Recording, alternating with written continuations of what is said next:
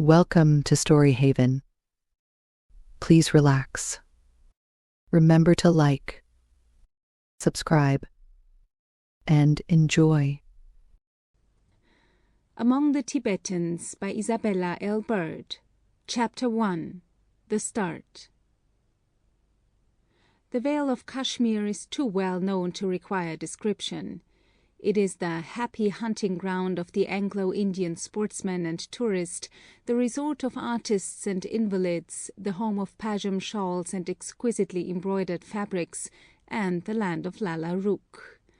Its inhabitants, chiefly Moslems, infamously governed by Hindus, are a feeble race, attracting little interest, valuable to travellers as coolies or porters, and repulsive to them from the mingled cunning and obsequiousness which have been fostered by ages of oppression.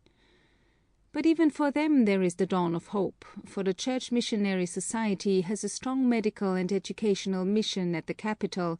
A hospital and dispensary under the charge of a lady M.D. have been opened for women, and a capable and upright settlement officer, lent by the Indian government, is investigating the iniquitous land arrangements with a view to a just settlement. I left the Punjab railroad system at Rawalpindi, bought my camp equipage, and travelled through the great ravines which lead to Kashmir or the Jhelum Valley, by hill cart, on horseback, and by houseboat, reaching Srinagar at the end of April, when the velvet lawns were at their greenest, and the foliage was at its freshest, and the deodar-skirted mountains, which enclose this fairest gem of the Himalayas, still wore their winter mantle of unsullied snow. Making Srinagar my headquarters, I spent 2 months in travelling in Kashmir, half the time in a native houseboat on the Jhelum and Poru rivers, and the other half on horseback, camping wherever the scenery was most attractive. By the middle of June mosquitoes were rampant, the grass was tawny, a brown dust haze hung over the valley, the campfires of a multitude glared through the hot nights and misty moonlight of the Munshibagh. English tents dotted the landscape. There was no mountain, valley, or plateau, however remote, free from the clatter of English voices and the trained civility of Hindu servants, and even Sonamarg, at an altitude of 8,000 feet and rough of access, had capitulated to lawn tennis. To a traveller this Anglo-Indian hubbub was intolerable, and I left Srinagar and many kind friends on June 20th for the uplifted plateau of Lesser Tibet. My party consisted of myself, a thoroughly competent servant and passable interpreter, Hassan Khan, a Punjabi, a Sais, of whom the less that is said the better, and Mando, a Kashmiri lad, a common coolie, who, under Hassan Khan's training, developed into an efficient travelling servant, and later into a smart khitmatgar. Gyalpo, my horse, must not be forgotten. Indeed, he cannot be, for he left the marks of his heels or teeth on everyone. He was a beautiful creature, Badakhshani bred, of Arab blood, a silver grey, as light as a greyhound and as strong as a cart horse. He was higher in the scale of intellect than any horse of my acquaintance. His cleverness at times suggested reasoning power, and his mischievousness a sense of humour. He walked 5 miles an hour, jumped like a deer, climbed like a yak, was strong and steady in perilous fords, tireless, hardy, hungry, frolicked around ledges of precipices and over crevassed glaciers, was absolutely fearless, and his slender legs and the use he made of them were the marvel of all. He was an enigma to the end. He was quite untamable, rejected all dainties with indignation, swung his heels into people's faces when they went near him, ran at them with his teeth, seized unwary passers-by by their kamar bands, and shook them as a dog shakes a rat, would let no one go near him but Mando, for whom he formed at first sight a most singular attachment, but kicked and struck with his 4 feet, his eyes all the time dancing with fun, so that one could never decide whether his ceaseless pranks were play or vice. He was always tethered in front of my tent with a rope 20 feet long, which left him practically free. He was as good as a watchdog, and his antics and enigmatical savagery were the life and terror of the camp. I was never weary of watching him. The curves of his form were so exquisite, his movements so lithe and rapid, his small head and restless little ears so full of life and expression, the variations in his manner so frequent, one moment savagely attacking some unwary stranger with a scream of rage, the next laying his lovely head against Mando's cheek with a soft cooing sound and a childlike gentleness. When he was attacking anybody or frolicking, his movements and beauty can only be described by a phrase of the Apostle James, "the grace of the fashion of it." Colonel Durand, of Gilgit celebrity, to whom I am indebted for many other kindnesses, gave him to me in exchange for a cowardly heavy Yarkand horse, and had previously vainly tried to tame him. His wild eyes were like those of a seagull. He had no kinship with humanity. In addition, I had as escort an Afghan or Pathan, a soldier of the Maharaja's irregular force of foreign mercenaries, who had been sent to meet me when I entered Kashmir. This man, Usman Shah, was a strange ruffian in appearance. He wore a turban of prodigious height, ornamented with poppies or birds' feathers, loved fantastic colours and ceaseless change of raiment, walked in front of me carrying a big sword over his shoulder, plundered and beat the people, terrified the women, and was eventually recognized at Leh as a murderer, and as great a ruffian in reality as he was in appearance. An attendant of this kind is a mistake. The brutality and rapacity he exercises naturally make the people cowardly or surly, and disinclined to trust a traveller so accompanied. Finally, I had a Kabul tent, 7 feet 6 inches by 8 feet 6 inches, weighing with poles and iron pins 75 pounds, a trestle bed and cork mattress, a folding table and chair, and an Indian dhurrie as a carpet. My servants had a tent 5 feet 6 inches square, weighing only 10 pounds, which served as a shelter tent for me during the noonday halt. A kettle, copper pot, and frying pan, a few enamelled iron table equipments, bedding, clothing, working and sketching materials, completed my outfit. The servants carried wadded quilts for beds and bedding, and their own cooking utensils, unwillingness to use those belonging to a Christian being nearly the last rag of religion which they retained. The only stores I carried were tea, a quantity of Edward's desiccated soup, and a little saccharin. The house, furniture, clothing, etc., were a light load for 3 mules, engaged at $1 a day each, including the muleteer. Sheep, coarse flour, milk, and barley were procurable at very moderate prices on the road. Leh, the capital of Ladakh or Lesser Tibet, is 19 marches from Srinagar, but I occupied 26 days on the journey and made the first march by water, taking my houseboat to Gandabal, a few hours from Srinagar, via the Mar Nulla and Ankar Lake. Never had this Venice of the Himalayas, with a broad rushing river for its high street and winding canals for its back streets, looked so entrancingly beautiful as in the slant sunshine of the late June afternoon.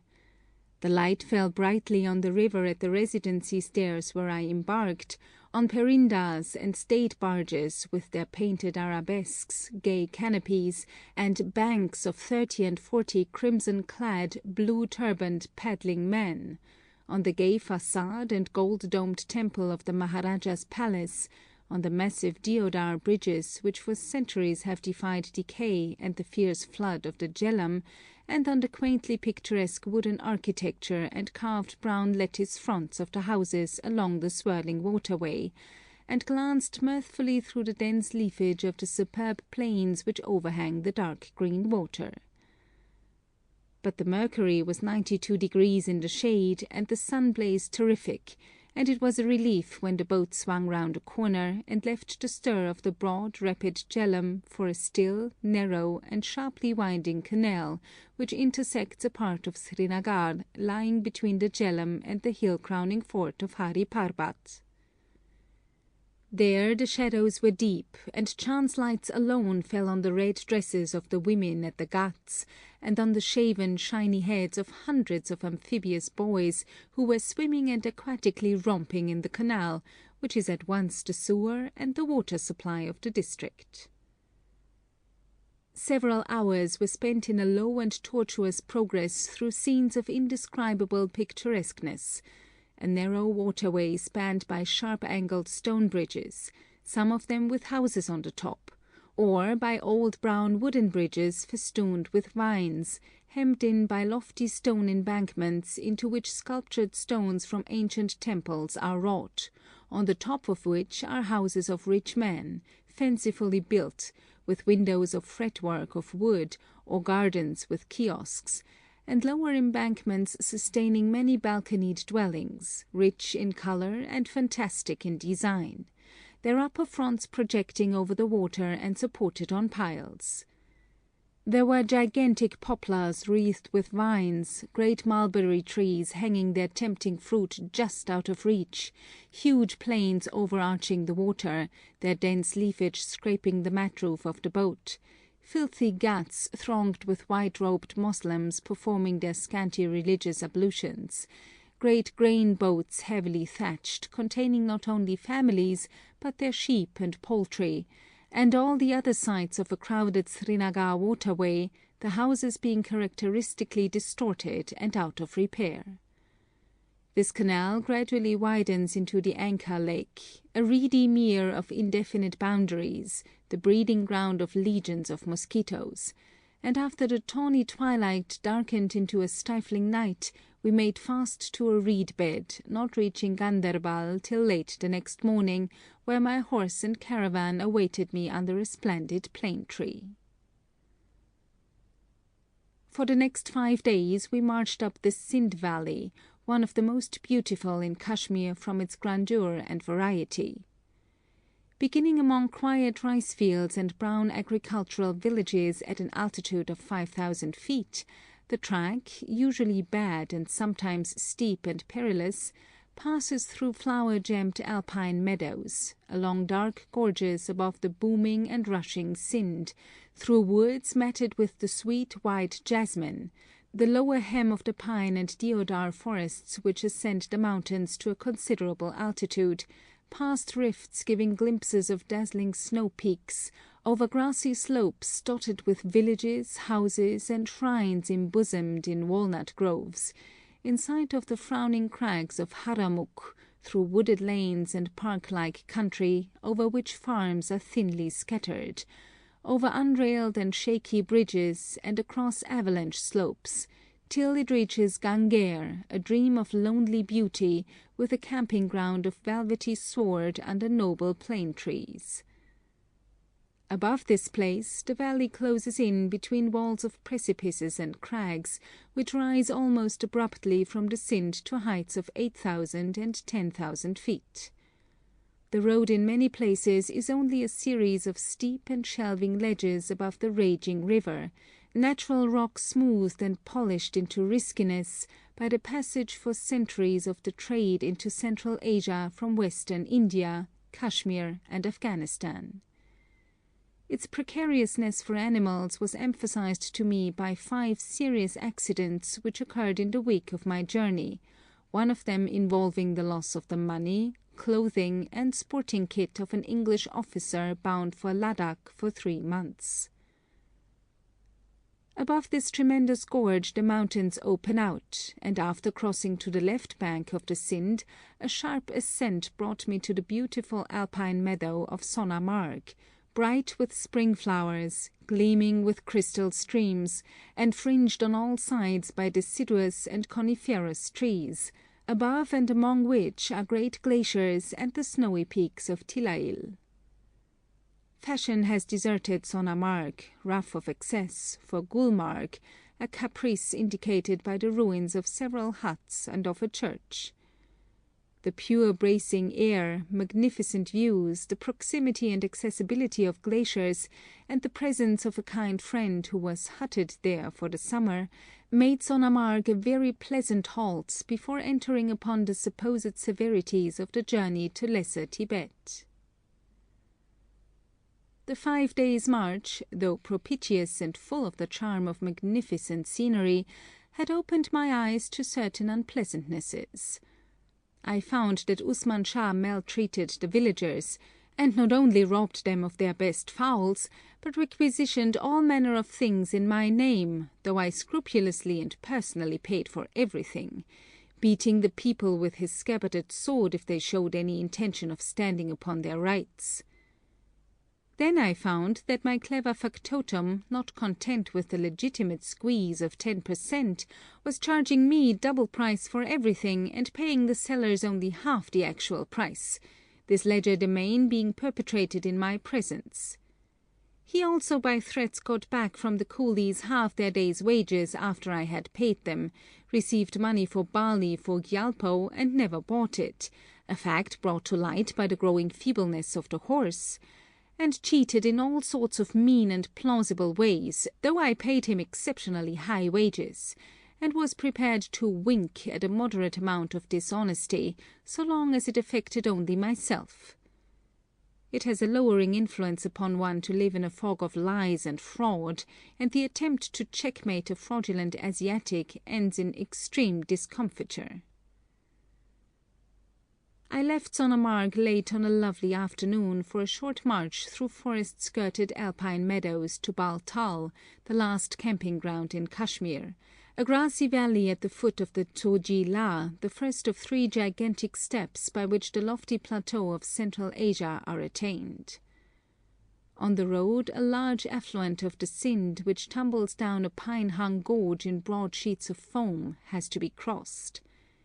My sais, a rogue, was either half-witted or pretended to be so, and, in spite of orders to the contrary, led Gyalpo upon a bridge at a considerable height, formed of 2 poles with flat pieces of stone laid loosely over them, not more than a foot broad.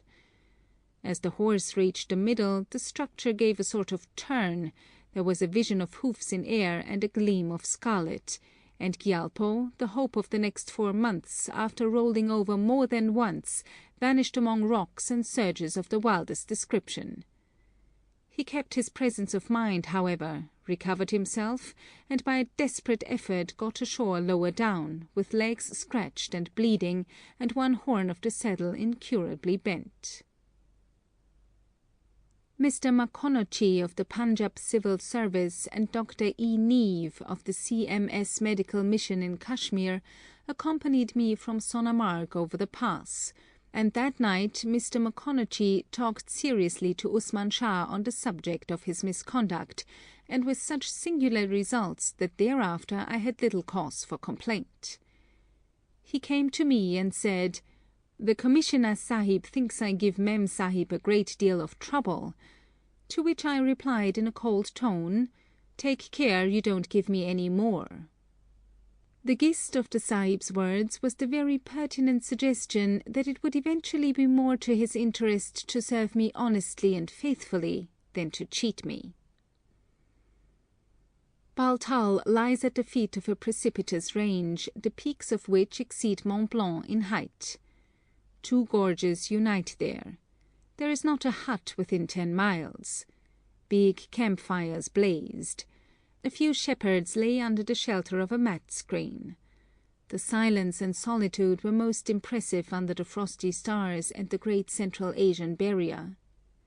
Sunrise the following morning saw us on the way up a huge gorge with nearly perpendicular sides, and filled to a great depth with snow. Then came the Tsoji La, which, with the Namika La and the Fotu La, respectively 11,300, 13,000, and 13,500 feet, are the great steps from Kashmir to the Tibetan heights. The 2 latter passes present no difficulties.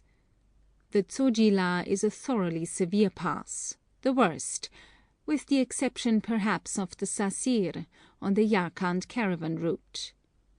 The track, cut, broken, and worn on the side of a wall of rock nearly 2,000 feet in abrupt elevation, is a series of rough narrow zigzags, rarely, if ever, wide enough for laden animals to pass each other, composed of broken ledges often nearly breast high, and shelving surfaces of a braided rock, up which animals have to leap and scramble as best they may. Trees and trailers drooped over the path, ferns and lilies bloomed in moist recesses, and among myriads of flowers a large blue and cream columbine was conspicuous by its beauty and exquisite odour.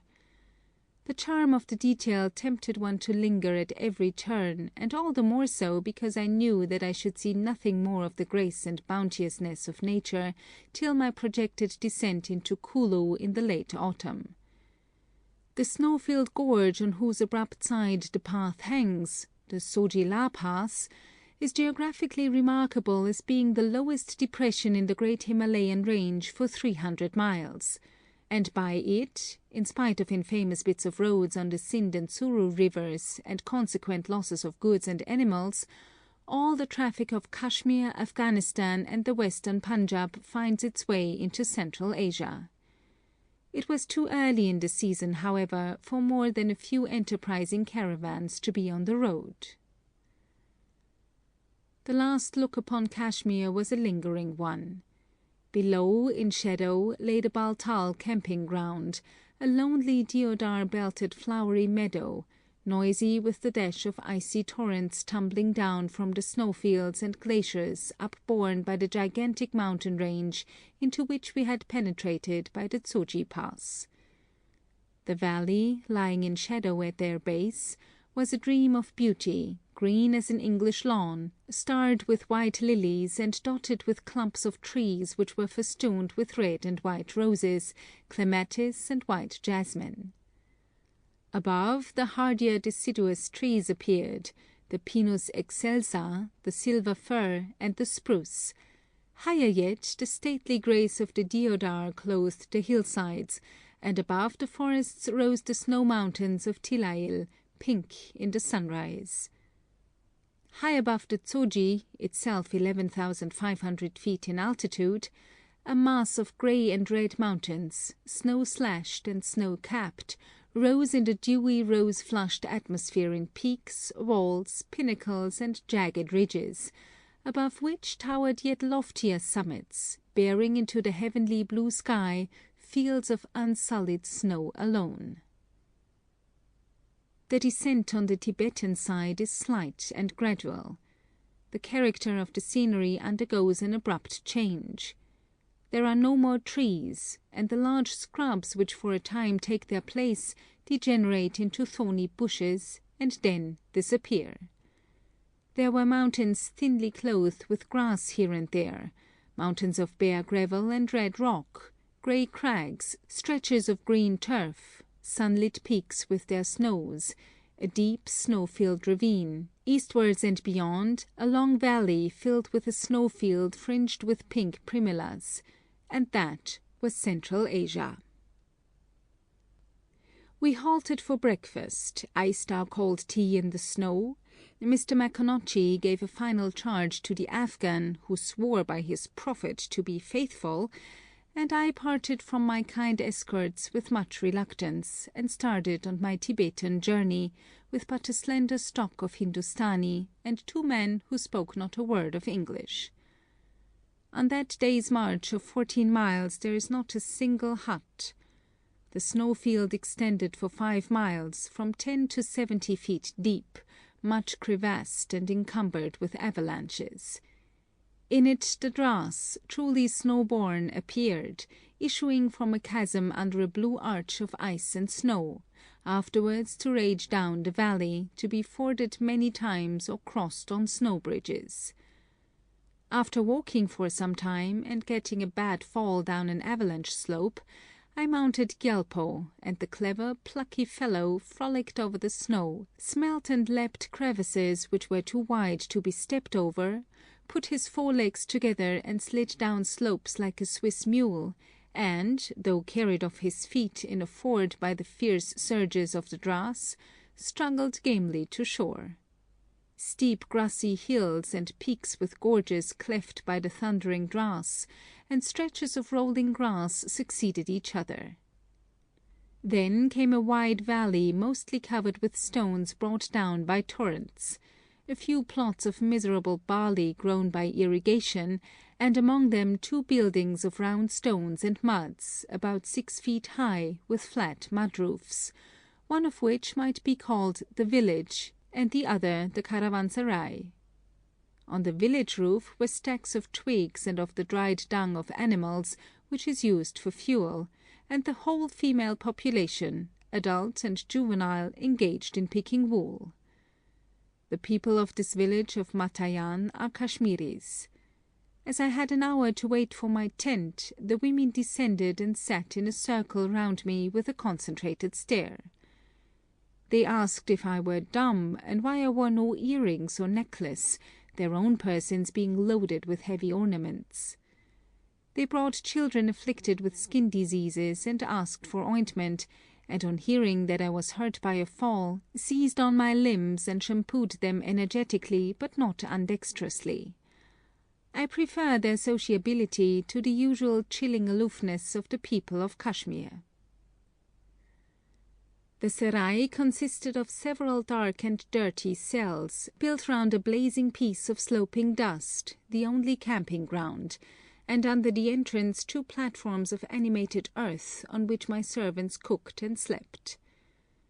The next day was Sunday, sacred to a halt, but there was no fodder for the animals, and we were obliged to march to Dras, following where possible the course of the river of that name, which passes among highly coloured and snow-slashed mountains, except in places where it suddenly finds itself pent between walls of flame-coloured or black rock, not 10 feet apart, through which it boils and rages, forming gigantic potholes.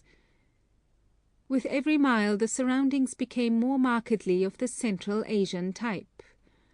All day long a white, scintillating sun blazes out of a deep blue, rainless, cloudless sky. The air is exhilarating. The traveller is conscious of daily increasing energy and vitality. There are no trees, and deep crimson roses along torrent beds are the only shrubs.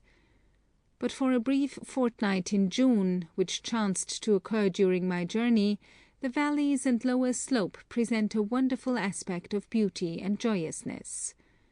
Rose and pale pink primulas fringe the margin of the snow. The dainty Pedicularis tubiflora covers moist spots with its mantle of gold.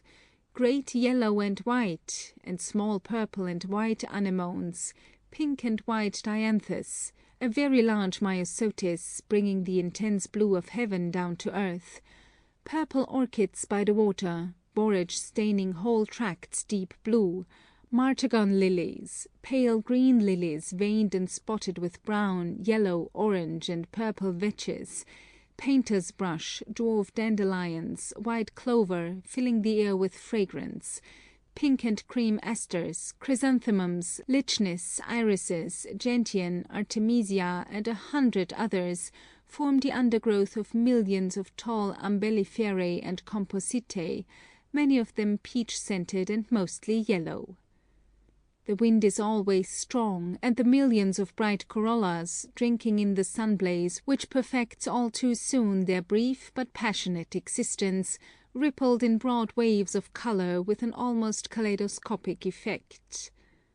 About the 11th march from Srinagar at Kargil, a change for the worse occurs, and the remaining marches to the capital of Ladakh are over blazing gravel or surfaces of denuded rock, the singular Caprifolia horrida, with its green dark mass of wavy ovate leaves on trailing stems, and its fair, white, anemone-like blossom, and the graceful Clematis orientalis, the only vegetation.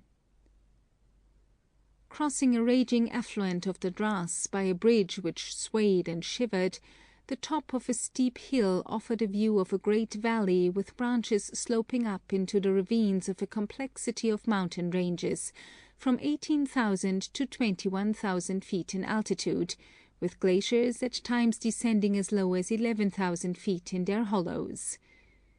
In consequence of such possibilities of irrigation, the valley is green with irrigated grass and barley, and villages with flat roofs scattered among the crops or perched on the spurs of flame-coloured mountains give it a wild cheerfulness. These Dras villages are inhabited by hardy Dards and Baltis, short, jolly-looking, darker, and far less handsome than the Kashmiris, but, unlike them, they showed so much friendliness, as well as interest and curiosity, that I remained with them for 2 days, visiting their villages and seeing the sights they had to show me, chiefly a great Sikh fort, a yak bull, the tso, a hybrid, the interiors of their houses, a magnificent view from a hilltop, and a Dard dance to the music of Dard reed pipes. In return, I sketched them individually and collectively, as far as time allowed, presenting them with the results, truthful and ugly. I bought a sheep for 2s. 3d, and regaled the camp upon it, the 3 which were brought for my inspection being ridden by boys astride. The evenings in the Dras valley were exquisite. As soon as the sun went behind the higher mountains, peak above peak, red and snow-slashed, flamed against the lemon sky, the strong wind moderated into a pure stiff breeze, bringing up to camp the thunder of the Dras, and the musical tinkle of streams sparkling in absolute purity.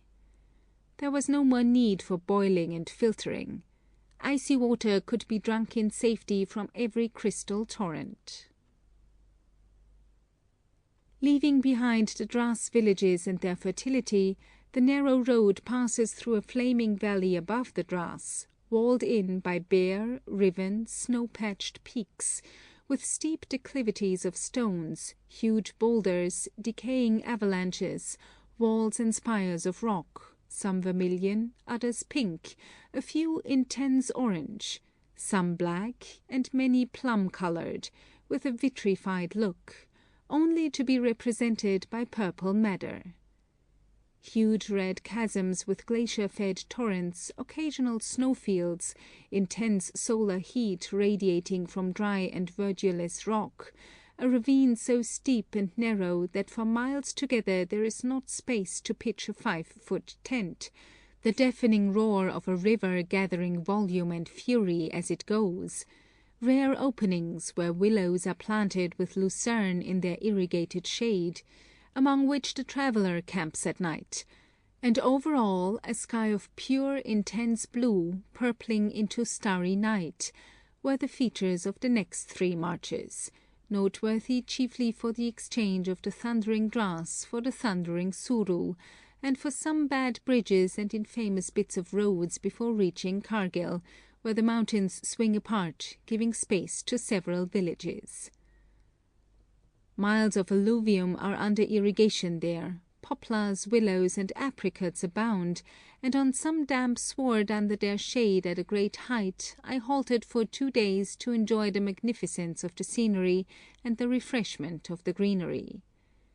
These Kargil villages are the capital of the small state of Purik, under the governorship of Baltistan or Little Tibet, and are chiefly inhabited by Ladakhis who have become converts to Islam.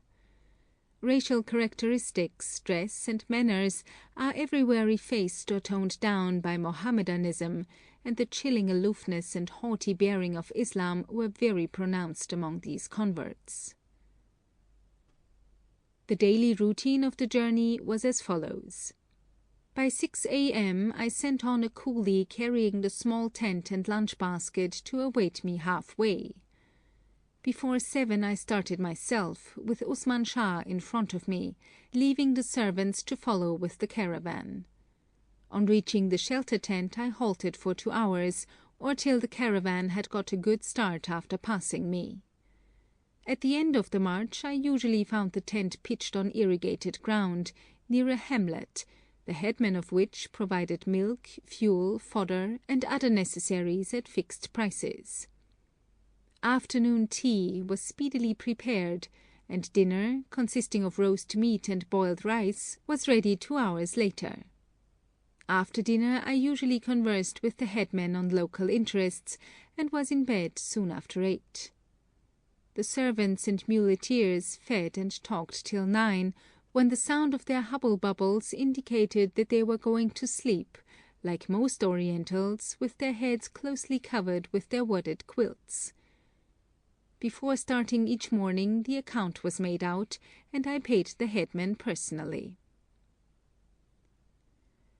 The vagaries of the Afghan soldier, when they were not a cause of annoyance, were a constant amusement, though his ceaseless changes of finery and the daily growth of his baggage awakened grave suspicions.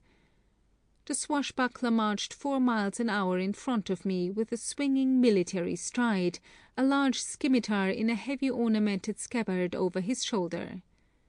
Tan socks and sandals, black or white leggings wound round from ankle to knee with broad bands of orange or scarlet serge, white cambric knickerbockers, a white cambric shirt with a short white muslin frock with hanging sleeves and a leather girdle over it, a red peaked cap with a dark blue pagri wound round it, with one end hanging over his back, earrings, a necklace, bracelets, and a profusion of rings were his ordinary costume, and in his girdle he wore a dirk and a revolver, and suspended from it a long tobacco pouch made of the furry skin of some animal, a large leather purse, and etc.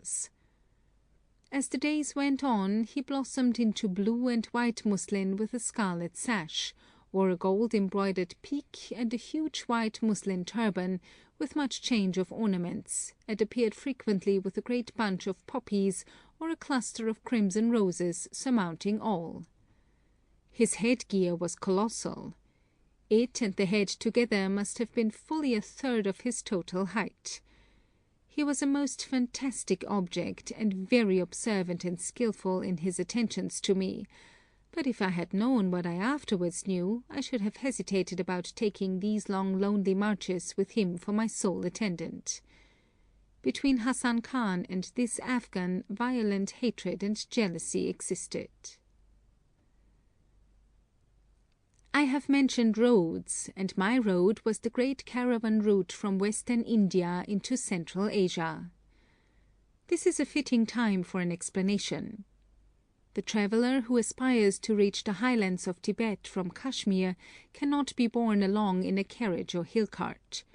For much of the way he is limited to a foot pace, and if he has regard to his horse he walks down all rugged and steep descents, which are many, and dismounts at most bridges. By roads must be understood bridle paths, worn by traffic alone across the gravelly valleys, but elsewhere constructed with great toil and expense, as nature compels the road-maker to follow her lead, and carry his track along the narrow valleys, ravines, gorges, and chasms which she has marked out for him. For miles at a time this road has been blasted out of precipices from 1,000 feet to 3,000 feet in depth, and is merely a ledge above a raging torrent, the worst parts, chiefly those around rocky projections, being scaffolded, that is, poles are lodged horizontally among the crevices of the cliff, and the roadway of slabs, planks, and brushwood, or branches and sods, is laid loosely upon them. This track is always amply wide enough for a loaded beast, but in many places, when two caravans meet, the animals of one must give way and scramble up the mountainside, where foothold is often perilous and always difficult. In passing a caravan near Kargil, my servant's horse was pushed over the precipice by a loaded mule and drowned in the Suru, and at another time my Afghan caused the loss of a baggage mule of a Leh caravan by driving it off the track. To scatter a caravan so as to allow me to pass in solitary dignity he regarded as one of his functions, and on one occasion, on a very dangerous part of the road, as he was driving heavily laden mules up the steep rocks above, to their imminent peril and the distraction of their drivers, I was obliged to strike up his sword with my alpenstock to emphasize my abhorrence of his violence. The bridges are unrailed, and many of them are made by placing 2 or more logs across the stream, laying twigs across, and covering these with sods, but often so scantly that the wild rush of the water is seen below. Primitive as these bridges are, they involve great expense and difficulty in the bringing of long poplar logs for great distances along narrow mountain tracks by coolie labor, 50 men being required for the average log. The Ladakhi roads are admirable as compared with those of Kashmir, and are being constantly improved under the supervision of H.B.M.'s Joint Commissioner in Leh. Up to Kargil the scenery, though growing more Tibetan with every march, had exhibited at intervals some traces of natural verdure, but beyond, after leaving the Suru, there is not a green thing, and on the next march the road crosses a lofty sandy plateau on which the heat was terrible, blazing gravel and a blazing heaven, then fiery cliffs and scorched hillsides, then a deep ravine and the large village of Paskim, dominated by a fort-crowned rock, and some planted and irrigated acres, then a narrow ravine and magnificent scenery flaming with colour, which opens out after some miles on a burning chaos of rocks and sand, mountain-girdled, and on some remarkable dwellings on a steep slope, with religious buildings singularly painted. This is Shergol, the first village of Buddhists, and there I was, among the Tibetans. End of chapter 1.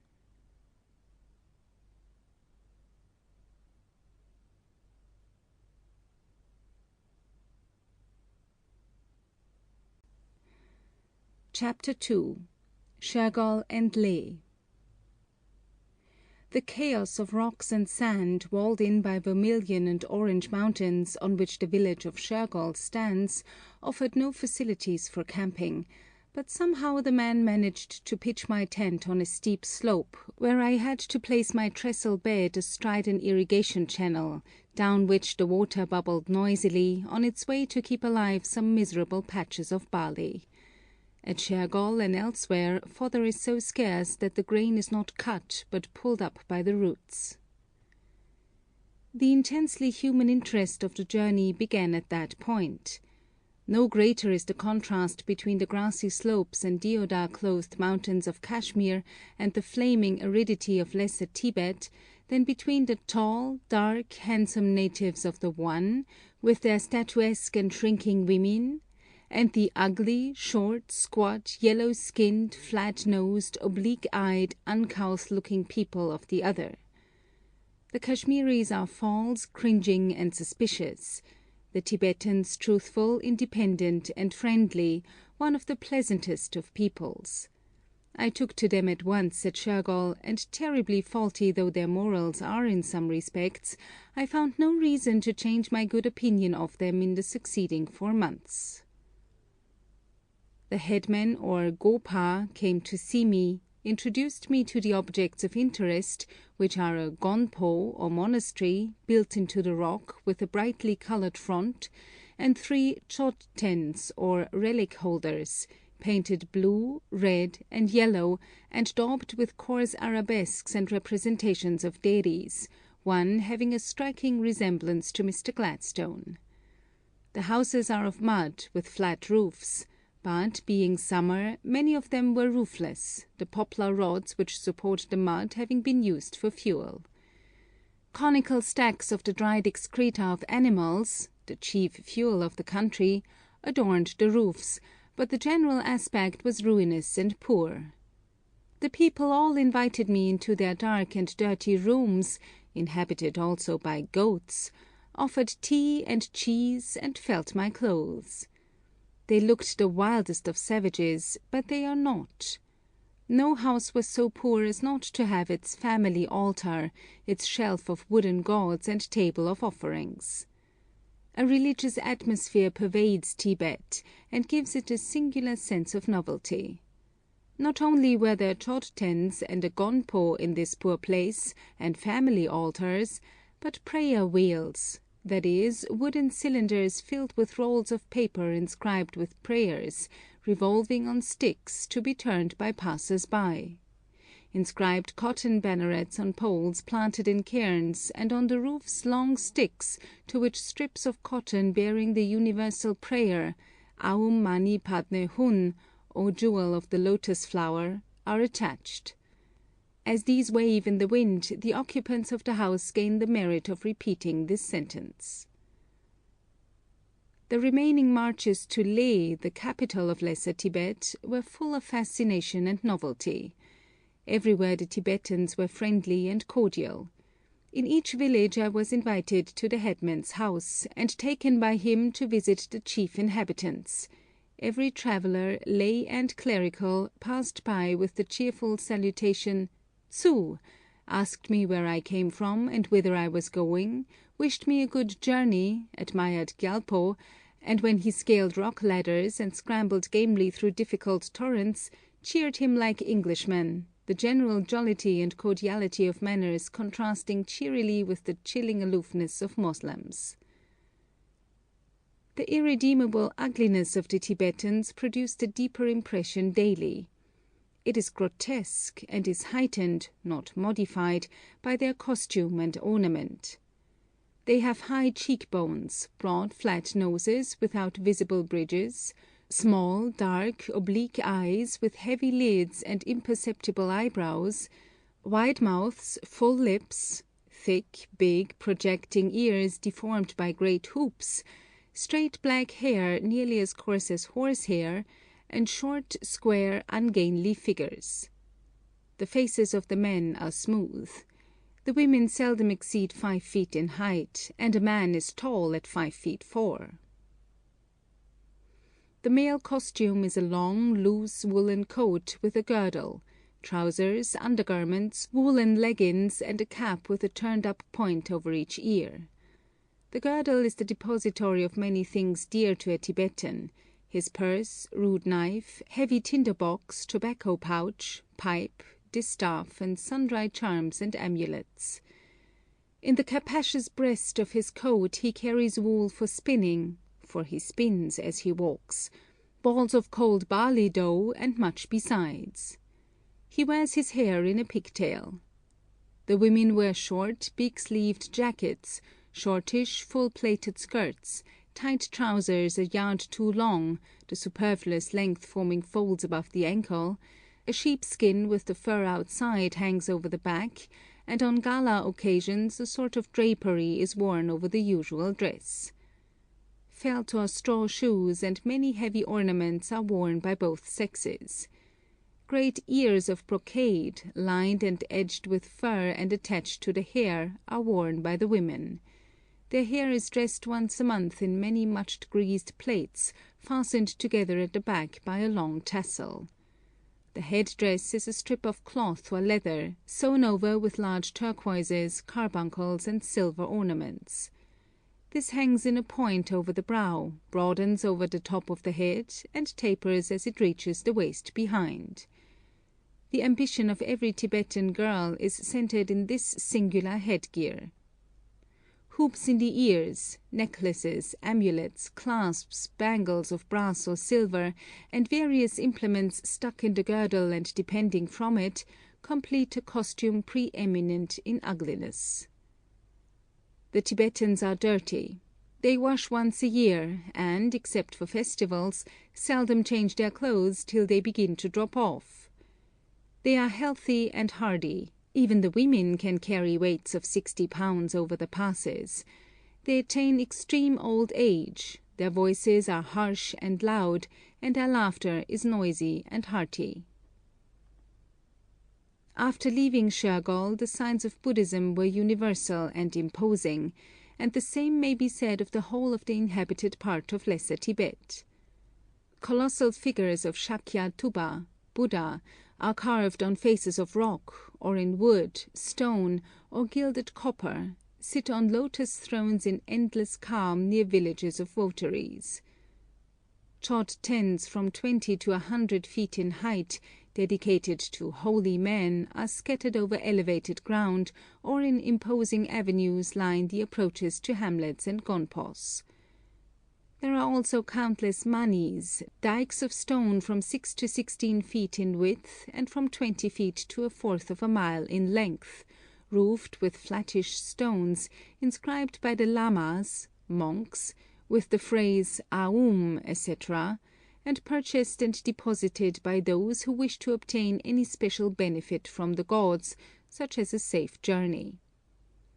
Then there are prayer mills, sometimes 150 in a row, which revolve easily by being brushed by the hand of the passer-by; larger praying cylinders, which are turned by pulling ropes, and others larger still by water power. The finest of the latter was in a temple overarching a perennial torrent, and was said to contain 20,000 repetitions of the mystic phrase, the fee to the worshipper for each revolution of the cylinder being from 1 penny to 1s. 4d, according to his means or urgency. The glory and pride of Ladakh and Nubra are the gonpos, of which the illustrations give a slight idea. Their picturesqueness is absolutely enchanting. They are vast irregular piles of fantastic buildings, almost invariably crowning lofty isolated rocks or mountain spurs, reached by steep, rude rock staircases, chod tens below and battlemented towers above, with temples, domes, bridges over chasms, spires, and scaffolded projections gleaming with gold, looking, as at Lamayuru, the outgrowth of the rock itself. The outer walls are usually whitewashed, and red, yellow, and brown wooden buildings, broad bands of red and blue on the whitewash, tridents, prayer mills, yak's tails, and flags on poles give colour and movement, while the jangle of cymbals, the ringing of bells, the incessant beating of big drums and gongs, and the braying at intervals of 6-foot silver horns attest the ritualistic activities of the communities within. The gonpos contain from 2 up to 300 lamas. These are not cloistered, and their duties take them freely among the people, with whom they are closely linked, a younger son in every family being a monk. Every act in trade, agriculture, and social life needs the sanction of sacerdotalism. Whatever exists of wealth is in the gonpos, which also have a monopoly of learning, and 11,000 monks, linked with the people, yet ruling all affairs of life and death, and beyond death, are connected closely by education, tradition, and authority with Lhasa. Passing along faces of precipices and over waterless plateaux of blazing red gravel, waste places truly, the journey was cheered by the meeting of red and yellow lamas in companies, each lama twirling his prayer cylinder, abbots and shushoks, the latter believed to be incarnations of Buddha, with many retainers, or gay groups of priestly students, intoning in harsh and high-pitched monotones Aum Mani Padme Hun. And so past fascinating monastic buildings, through crystal torrents rushing over red rock, through flaming ravines, on rock ledges by scaffolded paths, camping in the afternoons near friendly villages on oases of irrigated alluvium, and down the Wanla water by the steepest and narrowest cleft ever used for traffic, I reached the Indus, crossed it by a wooden bridge, where its broad, fierce current is narrowed by rocks to a width of 65 feet, and entered Ladakh proper. A picturesque fort guards the bridge, and there travellers inscribe their names and are reported to Leh. I camped at Khalsi, a mile higher, but returned to the bridge in the evening to sketch, if I could, the grim nudity and repulsive horror of the surrounding mountains, attended only by Usman Shah. A few months earlier this ruffian was sent down from Leh with 6 other soldiers and an officer to guard the fort, where they became the terror of all who crossed the bridge by their outrageous levies of blackmail. My swashbuckler quarrelled with the officer over a disreputable affair, and one night stabbed him mortally, induced his 6 comrades to plunge their knives into the body, sewed it up in a blanket, and threw it into the Indus, which disgorged it a little lower down. The men were all arrested and marched to Srinagar, where Usman turned king's evidence. The remaining marches were alongside of the tremendous granite ranges which divide the Indus from its great tributary, the Shayok. Colossal scenery, desperate aridity, tremendous solar heat, and an atmosphere highly rarefied and of nearly intolerable dryness were the chief characteristics. At these Tibetan altitudes, where the valleys exceed 11,000 feet, the sun's rays are even more powerful than on the burning plains of India. The day wind, rising at 9 a.m. and only falling near sunset, blows with great heat and force. The solar heat at noon was from 120 to 130 degrees, and at night the mercury frequently fell below the freezing point. I did not suffer from the climate, but in the case of most Europeans the air passages become irritated, the skin cracks, and after a time the action of the heart is affected. The hair, when released, stands out from the head, leather shrivels and splits, horn combs break to pieces, food dries up, rapid evaporation renders watercolor sketching nearly impossible, and tea made with water from 15 to 20 below the boiling point of 212 degrees is flavorless and flat. After a delightful journey of 25 days, I camped at Spitak, among the chodtens and manis which cluster round the base of a lofty and isolated rock, crowned with one of the most striking monasteries in Ladakh, and very early the next morning, under a sun of terrific fierceness, rode up a 5-mile slope of blazing gravel to the goal of my long march. Even at a short distance off, the Tibetan capital can scarcely be distinguished from the bare, ribbed, scored, jagged, vermilion and rose-red mountains which nearly surround it, were it not for the palace of the former kings or gyalpos of Ladakh, a huge building attaining 10 stories in height, with massive walls sloping inwards, while long balconies and galleries, carved projections of brown wood, and prominent windows, give it a singular picturesqueness. It can be seen for many miles, and dwarfs the little Asian town which clusters round its base. Long lines of chodtens and manis mark the approach to Leh. Then come barley fields and poplar and willow plantations. Bright streams are crossed, and a small gateway, within which is a colony of very poor Baltis, give access to the city. In consequence of the vigilance of the guard at the bridge of Khalsi, I was expected, and was met at the gate by the Wazir's Jemadar, or head of police, in artistic attire, with spahis in apricot turbans, violet chogas, and green leggings, who cleared the way with spears, Gyalpo frolicking as merrily and as ready to bite, and the Afghans striding in front as firmly as though they had not marched for 25 days through the rugged passes of the Himalayas. In such wise I was accorded to a shady bungalow of 3 rooms, in the grounds of H.B.M.'s Joint Commissioner, who lives at Leh during the 4 months of the caravan season, to assist in regulating the traffic, and to guard the interests of the numerous British subjects who pass through Leh with merchandise. For their benefit also, the Indian government aids in the support of a small hospital, open however to all, which, with a largely attended dispensary, is under the charge of a Moravian medical missionary. Just outside the Commissioner's grounds are 2 very humble whitewashed dwellings, with small gardens brilliant with European flowers, and in these the 2 Moravian missionaries, the only permanent European residents in Leh, were living, Mr. Redslob and Dr. Karl Marx, with their wives. Dr. Marx was at his gate to welcome me. To these 2 men, especially the former, I owe a debt of gratitude which in no shape, not even by the hearty acknowledgment of it, can ever be repaid, for they died within a few days of each other of an epidemic last year, Dr. Marx and a newborn son being buried in one grave.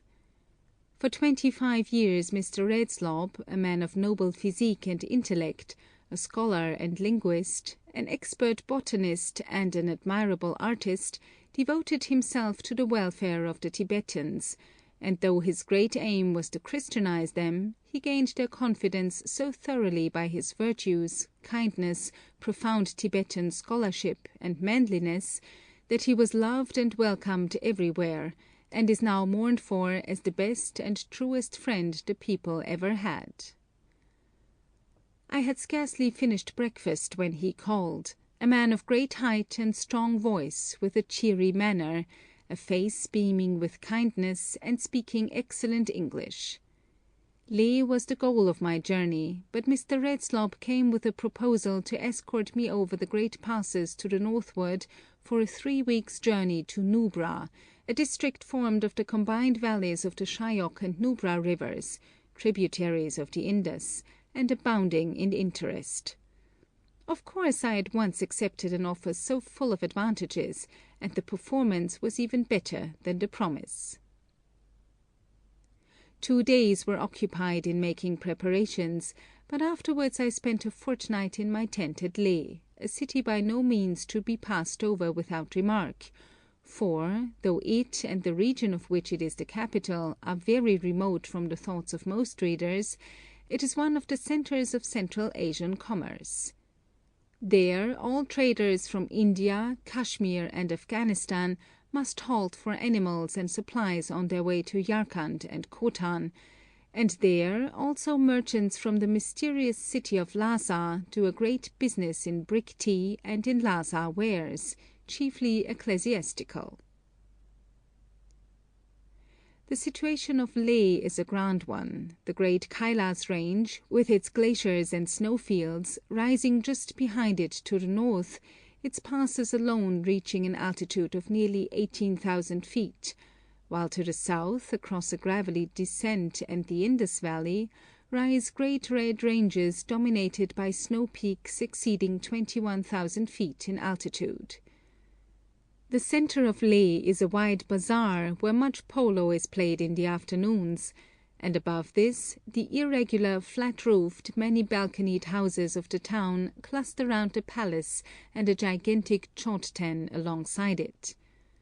The rugged crest of the rock, on a spur of which the palace stands, is crowned by the fantastic buildings of an ancient gonpo. Beyond the crops and plantations which surround the town lies a flaming desert of gravel or rock. The architectural features of Leh, except of the palace, are mean. A new mosque glaring with vulgar colour, a treasury and court of justice, the vazir's bungalow, a Moslem cemetery and Buddhist cremation grounds, in which each family has its separate burning place, are all that is noteworthy. The narrow alleys, which would be abominably dirty if dirt were possible in a climate of such intense dryness, house a very mixed population, in which the Moslem element is always increasing, partly owing to the renewal of that proselytizing energy which is making itself felt throughout Asia, and partly to the marriages of Moslem traders with Ladakhi women who embrace the faith of their husbands and bring up their families in the same. On my arrival few of the shops in the great place or bazaar were open, and there was no business, but a few weeks later the little desert capital nearly doubled its population, and during August the din and stir of trade and amusements ceased not by day or night, and the shifting scenes were as gay in colouring and as full of variety as could be desired. Great caravans en route for Khotan, Yarkand, and even Chinese Tibet arrived daily from Kashmir, the Punjab, and Afghanistan, and stacked their bales of goods in the place. The Lhasa traders opened shops in which the specialities were brick tea and instruments of worship. Merchants from Amritsar, Kabul, Bokhara, and Yarkand, stately in costume and gait, thronged the bazaar and opened bales of costly goods in tantalizing fashion. Mules, asses, horses, and yaks kicked, squealed, and bellowed. The dissonance of bargaining tongues rose high. There were mendicant monks, Indian fakirs, Moslem dervishes, Mecca pilgrims, itinerant musicians, and Buddhist ballad howlers. Bold-faced women with creels on their backs brought in lucerne. Ladakhis, Baltis, and Lahulis tended the beasts, and the wazirs jemadar and gay spahis moved about among the throngs. In the midst of this picturesque confusion, the short, square-built Lhasa traders, who faced the blazing sun in heavy winter clothing, exchanged their expensive tea for Nubra and Baltistan dried apricots, Kashmir saffron and rich stuffs from India, and merchants from Yarkand on big Turkestan horses offer hemp, which is smoked as opium, and Russian trifles and dress goods under cloudless skies. With the huge Kailas range as a background, this great rendezvous of Central Asian traffic has a great fascination, even though moral shadows of the darkest kind abound. On the second morning, while I was taking the sketch of Usman Shah which appears as the frontispiece, he was recognized both by the Joint Commissioner and the Chief of Police as a mutineer and murderer, and was marched out of Leh. I was asked to look over my baggage, but did not. I had trusted him, he had been faithful in his way, and later I found that nothing was missing. He was a brutal ruffian, one of a band of irregulars sent by the Maharaja of Kashmir to garrison the fort at Leh. From it they used to descend on the town, plunder the bazaar, insult the women, take all they wanted without payment, and when one of their number was being tried for some offence, they dragged the judge out of court and beat him. After holding Leh in terror for some time, the British Commissioner obtained their removal. It was, however, at the fort at the Indus Bridge, as related before, that the crime of murder was committed. Still, there was something almost grand in the defiant attitude of the fantastic swashbuckler, as, standing outside the bungalow, he faced the British Commissioner, to him the embodiment of all earthly power, and the Chief of Police, and defied them. Not an inch would he stir till the Wazir gave him a coolie to carry his baggage. He had been acquitted of the murder, he said, and though I killed the man, it was according to the custom of my country. He gave me an insult which could only be wiped out in blood. The guard dared not touch him, and he went to the Wazir, demanded a coolie, and got one. Our party left Leh early on a glorious morning, travelling light.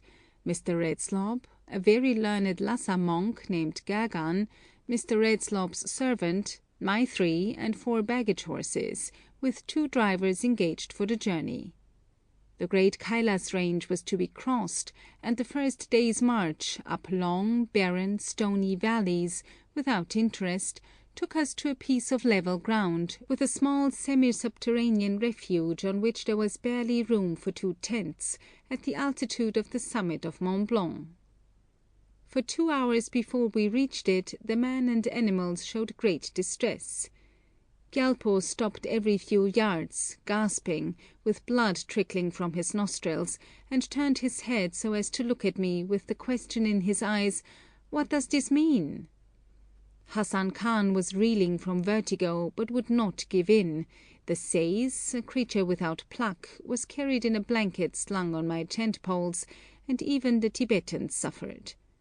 I felt no inconvenience, but as I unsaddled Gyalpo I was glad that there was no more work to do. This mountain sickness, called by the natives Ladakh or pass poison, is supposed by them to be the result of the odour or pollen of certain plants which grow on the passes.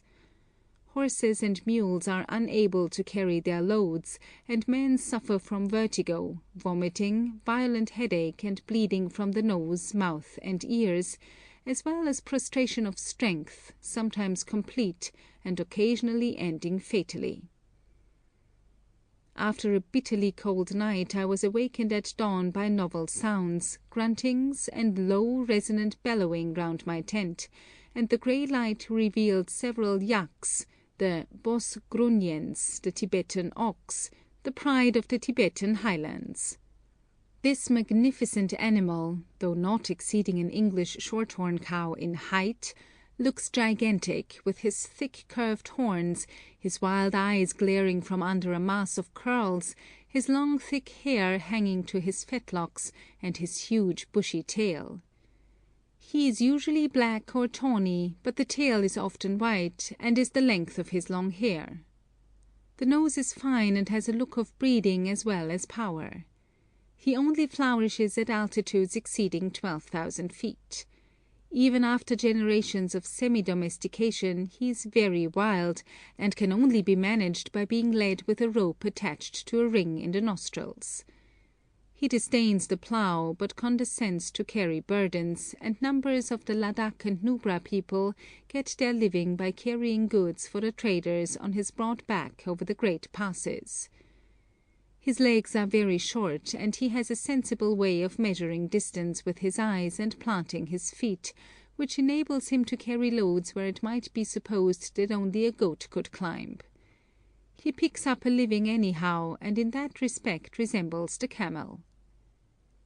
He has an uncertain temper, and is not favourably disposed towards his rider.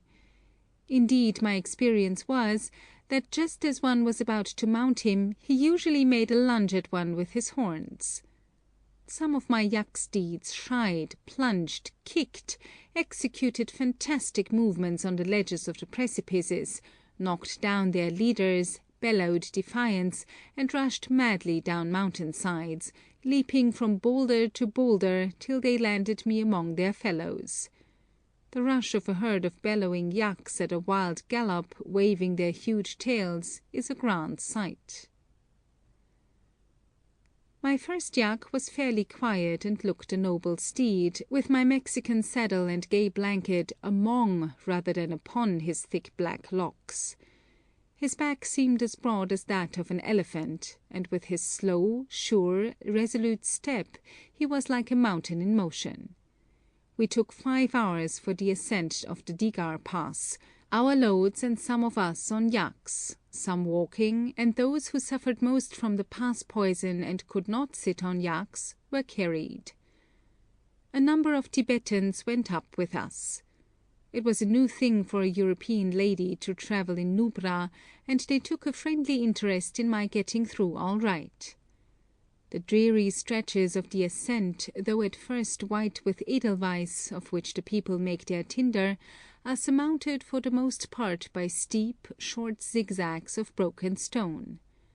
The heavens were dark with snow showers, the wind was high and the cold severe, and gasping horses and men prostrate on their faces, unable to move, suggested a considerable amount of suffering, but all safely reached the summit, 17,930 feet, where in a snowstorm the guides huzzaed, praised their gods, and tucked drag streamers into a cairn. The loads were replaced on the horses, and over wastes of ice, across snowfields margined by broad splashes of rose-red primulas, down desert valleys and along irrigated hillsides, we descended 3,700 feet to the village of Digar in Nubra, where under a cloudless sky the mercury stood at 90 degrees. Upper and Lower Nubra consist of the valleys of the Nubra and Shyok rivers. These are deep, fierce, variable streams which have buried the lower levels under great stretches of shingle, patched with jungles of hippophae and tamarisk, affording cover for innumerable wolves. Great lateral torrents descend to these rivers, and on alluvial ridges formed at the junctions are the villages, with their pleasant surroundings of barley, lucerne, wheat, with poplar and fruit trees, and their picturesque gonpos crowning spurs of rock around them. The first view of Nubra is not beautiful. Yellow, absolutely barren mountains, cleft by yellow gorges, and apparently formed of yellow gravel, the huge rifts in their sides alone showing their substructure of rock, look as if they had never been finished, or had been finished so long that they had returned to chaos. These hem in a valley of grey sand and shingle, threaded by a greyish stream. From the second viewpoint, mountains are seen descending on a pleasanter part of the Shyok Valley in grey, yellow, or vermilion masses of naked rock. 7,000 and 8,000 feet in high, above which rise snow-capped peaks sending out fantastic spurs and buttresses, while the colossal walls of rock are cleft by rifts as colossal. The central ridge between the Nubra and Upper Shyok valleys is 20,000 feet in altitude, and on this are superimposed 5 peaks of rock, ascertained by survey to be from 24 to 25,000 feet in height, while at one point the eye takes in a nearly vertical height of 14,000 feet from the level of the Shyok River. The Shyok and Nubra valleys are only 5 and 4 miles in width respectively at their widest parts.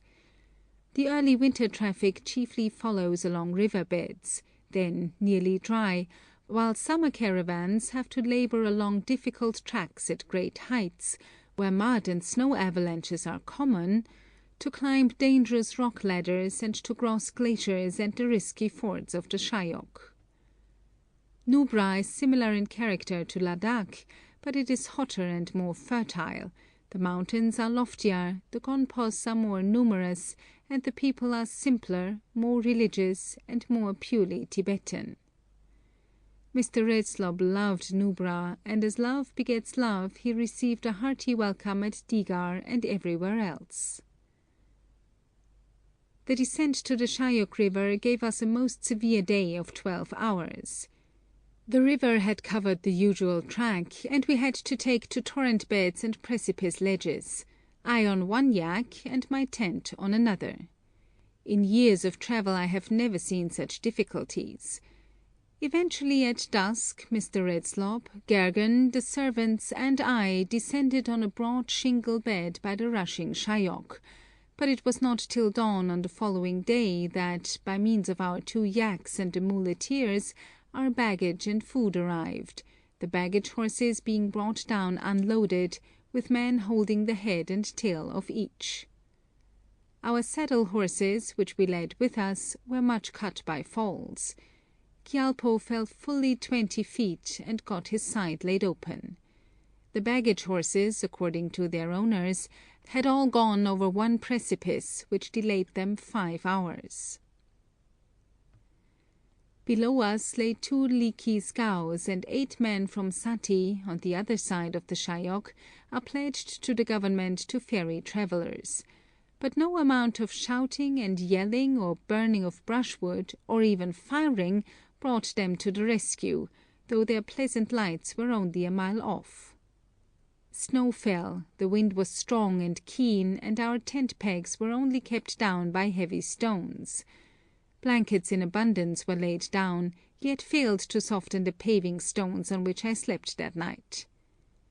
We had tea and rice, but our men, whose baggage was astray on the mountains, were without food for 24 hours, positively refusing to eat our food or cook fresh rice in our cooking pots. To such an extent has Hindu caste feeling infected Moslems. The disasters of that day's march, besides various breakages, were 2 servants helpless from pass poison and bruises, a Ladakhi, who had rolled over a precipice, with a broken arm, and Gergan bleeding from an ugly scalp wound, also from a fall. By 8 o'clock the next morning the sun was high and brilliant, the snows of the ravines under its fierce heat were melting fast, and the river, roaring hoarsely, was a mad rush of grey rapids and grey foam, but 3 weeks later in the season, lower down, its many branches are only 2 feet deep. This Shyok, which cannot in any way be circumvented, is the great obstacle on this Yarkand trade route. Travellers and their goods make the perilous passage in the scow, but their animals swim and are often paralyzed by the ice-cold water, and drowned. My Moslem servants, white-lipped and trembling, committed themselves to Allah on the river bank, and the Buddhists worshipped their sleeve idols. The Gopa, or headman of Sati, a splendid fellow who accompanied us through Nubra, and 8 wild-looking, half-naked satellites were the Charons of that Styx. They poled and paddled with yells of excitement. The rapids seized the scow and carried her broadside down into hissing and raging surges. Then there was a splash, a leap of maddened water half filling the boat, A struggle, a whirl, violent efforts, and a united yell, and far down the torrent we were in smooth water on the opposite shore. The ferryman recrossed, pulled our saddle horses by ropes into the river. The gopa held them.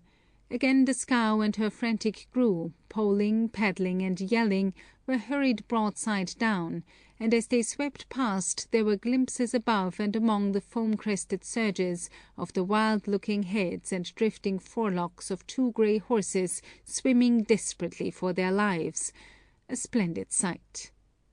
They landed safely, but of the baggage animals one was sucked under the boat and drowned, and as the others refused to face the rapids, we had to obtain other transport.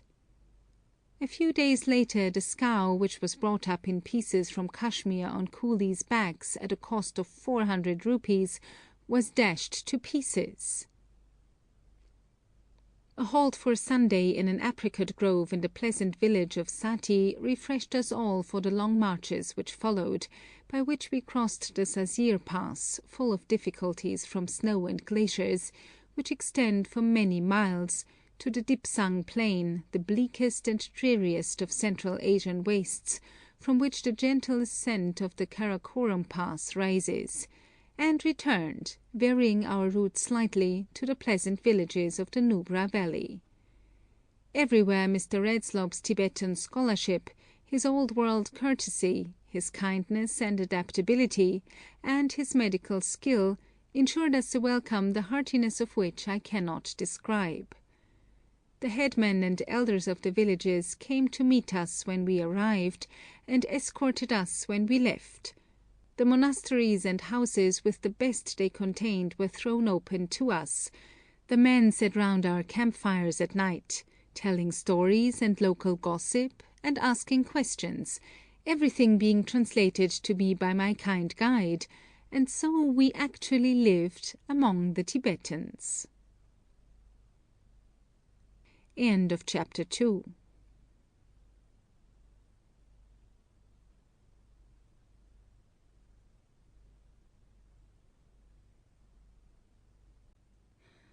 Chapter 3. Nubra. In order to visit Lower Nubra and return to Leh, we were obliged to cross the great fords of the Shayok at the most dangerous season of the year. This transit had been the bugbear of the journey ever since news reached us of the destruction of the Sati scow. Mr. Redslob questioned every man we met on the subject. Solemn and noisy conclaves were held upon it round the campfires. It was said that the European woman and her spider-legged horse could never get across, and for days before we reached the stream, the chupas, or government water guides, made nightly reports to the village headmen of the state of the waters, which were steadily rising, the final verdict being that they were only just practicable for strong horses. To delay till the waters fell was impossible. Mr. Redslob had engagements in Leh, and I was already somewhat late for the passage of the lofty passes between Tibet and British India before the winter. So we decided on crossing with every precaution which experience could suggest. At Lakshang, the evening before, the Tibetans made prayers and offerings for a day cloudy enough to keep the water down. But in the morning, from a cloudless sky, a scintillating sun blazed down like a magnesium light, and every glacier and snowfield sent its tribute torrent to the Shayok. In crossing a stretch of white sand, the solar heat was so fierce that our European skins were blistered through our clothing. We halted at Lakshang, at the house of a friendly zemindar, who pressed upon me the loan of a big Yarkand horse for the ford, a kindness which nearly proved fatal, and then, by shingle paths through lacerating thickets of the horrid Hippophae rhamnoides, we reached a Chot Ten on the shingly bank of the river, where the Tibetans renewed their prayers and offerings, and the final orders for the crossing were issued. We had 12 horses, carrying only quarter loads each, all led. The servants were mounted, water guides with 10-foot poles sounded the river ahead. One led Mr. Redslob's horse, the rider being bare-legged, in front of mine with a long rope, and 2 more led mine, while the gopas of 3 villages and the zemindar steadied my horse against the stream. The water guides only wore girdles, and with elf locks and pigtails streaming from their heads, and their uncouth yells and wild gesticulations, they looked true river demons. The Shyok presented an expanse of 8 branches and a main stream, divided by shallows and shingle banks, the whole 1.5 miles in width. On the brink, the chupas made us all drink good draughts of the turbid river water, to prevent giddiness, they said, and they added that I must not think them rude if they dashed water at my face frequently with the same object. Hassan Khan and Mando, who was livid with fright, wore dark green goggles that they might not see the rapids. In the second branch the water reached the horses' bodies, and my animal tottered and swerved. There were bursts of wild laughter, not merriment but excitement, accompanied by yells as the streams grew fiercer. A loud chorus of "Kabadar, Sharbas!" caution, well done, was yelled to encourage the horses, and the boom and hiss of the Shyok made a wild accompaniment. Gyalpo, for whose legs of steel I longed, frolicked as usual, making mirthful lunges at his leader when the pair halted. Hassan Khan, in the deepest branch, shakily said to me, "I not afraid, Mem Sahib." During the hour spent in crossing the 8 branches, I thought that the risk had been exaggerated, and that giddiness was the chief peril. But when we halted, cold and dripping, on the shingle bank of the main stream, I changed my mind. A deep, fierce, swirling rapid, with a calmer depth below its farther bank, and fully 1/4 mile wide, was yet to be crossed. The business was serious. All the chupas went up and down, sounding long before they found a possible passage. All loads were raised higher, the men roped their soaked clothing on their shoulders, water was dashed repeatedly at our faces, girths were tightened, and then, with shouts and yells, the whole caravan plunged into deep water, strong and almost ice-cold. Half an hour was spent in that devious ford, without any apparent progress, for in the dizzy swirl the horses simply seemed treading the water backwards.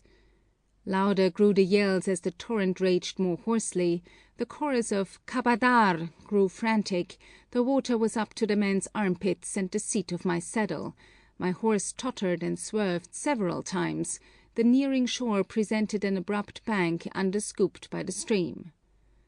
There was a deeper plunge, an encouraging shout, and Mr. Redslop's strong horse leapt the bank.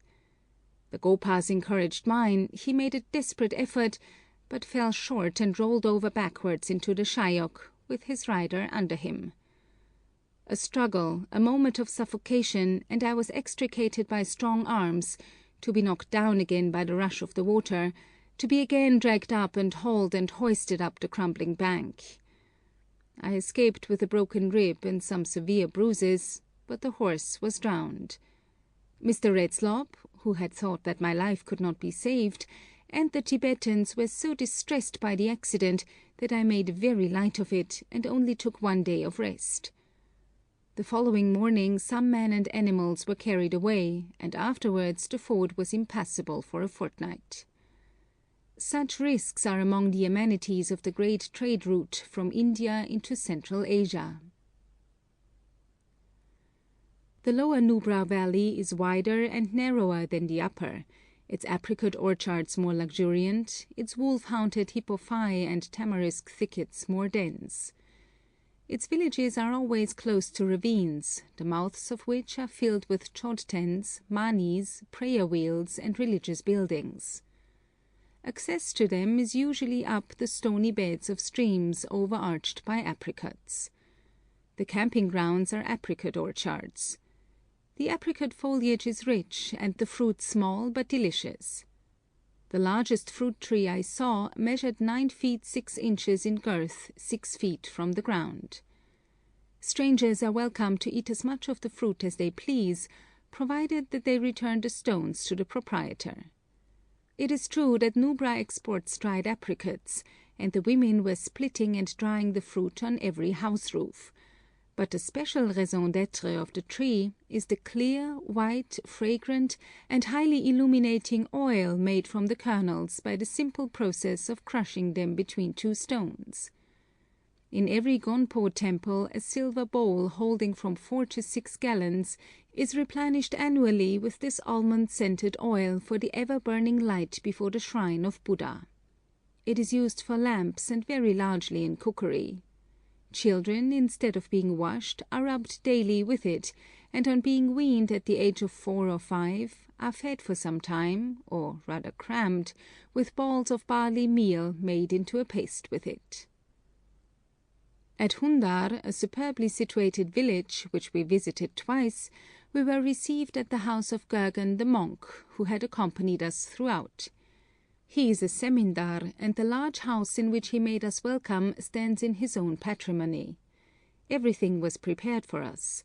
The mud floors were swept, cotton quilts were laid down on the balconies, blue cornflowers and marigolds, cultivated for religious ornament, were in all the rooms, and the women were in gala dress and loaded with coarse jewellery. Right hearty was the welcome. Mr. Redslob loved, and therefore was loved. The Tibetans to him were not natives, but brothers. He drew the best out of them. Their superstitions and beliefs were not to him rubbish, but subjects for minute investigation and study. His courtesy to all was frank and dignified. In his dealings he was scrupulously just.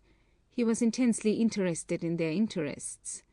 His Tibetan scholarship and knowledge of Tibetan sacred literature gave him almost the standing of an abbot among them, and his medical skill and knowledge, joyfully used for their benefit on former occasions, had won their regard.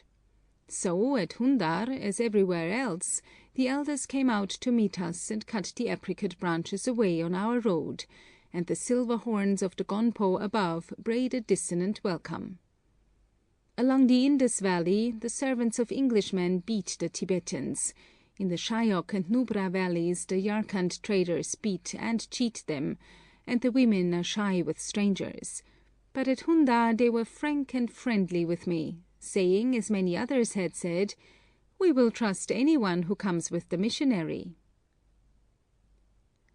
Gergan's home was typical of the dwellings of the richer cultivators and landholders. It was a large, rambling, 3-storied house, the lower part of stone, the upper of huge sun-dried bricks. It was adorned with projecting windows and brown wooden balconies. Fuel, the dried excreta of animals, is too scarce to be used for any but cooking purposes, and on these balconies in the severe cold of winter the people sit to imbibe the warm sunshine. The rooms were large, sealed with peeled poplar rods, and floored with split-white pebbles set in clay. There was a temple on the roof, and in it, on a platform, were life-size images of Buddha, seated in eternal calm, with his downcast eyes and mild Hindu face, the 1,000-armed Chandra Zigs, the Great Mercy, Jampal Yangs, the Wisdom, and Chagna Dorje, the Justice. In front on a table or altar were 7 small lamps burning apricot oil, and 20 small brass cups, containing minute offerings of rice and other things, changed daily. There were prayer wheels, cymbals, horns and drums, and a prayer cylinder 6 feet high, which it took the strength of 2 men to turn. On a shelf immediately below the idols were the brazen scepter, bell, and thunderbolt, a brass lotus blossom, and the spouted brass flagon decorated with peacock's feathers, which is used at baptisms and for pouring holy water upon the hands at festivals. In houses in which there is not a roof temple, the best room is set apart for religious use and for these divinities, which are always surrounded with musical instruments and symbols of power, and receive worship and offerings daily, Tibetan Buddhism being a religion of the family and household. In his family temple Gergan offered gifts and thanks for the deliverances of the journey. He had been assisting Mr. Redslob for 2 years in the translation of the New Testament, and had wept over the love and sufferings of our Lord Jesus Christ. He had even desired that his son should receive baptism and be brought up as a Christian, but for himself he could not break with custom and his ancestral creed. In the usual living room of the family, a platform, raised only a few inches, ran partly round the wall. In the middle of the floor there was a clay fireplace with a prayer wheel and some clay and brass cooking pots upon it. A few shelves, fire bars for roasting barley, a wooden churn and some spinning arrangements were the furniture. A number of small dark rooms used for sleeping and storage opened from this, and above were the balconies and reception rooms. Wooden posts supported the roofs, and these were wreathed with lucerne, the first fruits of the field. Narrow, steep staircases in all Tibetan houses lead to the family rooms. In winter the people live below, alongside of the animals and fodder. In summer they sleep in loosely built booths of poplar branches on the roof. Gergen's roof was covered, like others at the time, to the depth of 2 feet with hay, that is, grass and lucerne, which are wound into long ropes, experience having taught the Tibetans that their scarce fodder is best prevented thus from breakage and waste. I bought hay by the yard for Gyalpo. Our food in this hospitable house was simple: apricots, fresh or dried and stewed with honey, tso's milk, curds and cheese, sour cream, peas, beans, balls of barley dough, barley porridge, and broth of abominable things. Chang, a dirty-looking beer made from barley, was offered with each meal, and tea frequently, but I took my own on the sly. I have mentioned a churn as part of the plenishings of the living room. In Tibet the churn is used for making tea. I give the recipe. For 6 persons. Boil a teacupful of tea in 3 pints of water for 10 minutes with a heaped dessert spoonful of soda. Put the infusion into the churn with 1 pound of butter and a small tablespoonful of salt. Churn until as thick as cream. Tea made after this fashion holds the 2nd place to Chang in Tibetan affections. The butter, according to our thinking, is always rancid, the mode of making it is uncleanly, and it always has a rank flavour from the goatskin in which it was kept. Its value is enhanced by age. I saw skins of it 40, 50, and even 60 years old, which were highly prized and would only be opened at some special family festival or funeral. During the 3 days of our visits to Hundar, both men and women wore their festival dresses, and apparently abandoned most of their ordinary occupations in our honour. The men were very anxious that I should be amused, and made many grotesque suggestions on the subject. "Why is the European woman always writing or sewing?" they asked. "Is she very poor, or has she made a vow?" Visits to some of the neighbouring monasteries were eventually proposed, and turned out most interesting. The monastery of Deskhyet, to which we made a 3 days' expedition, is from its size and picturesque situation the most imposing in Nubra.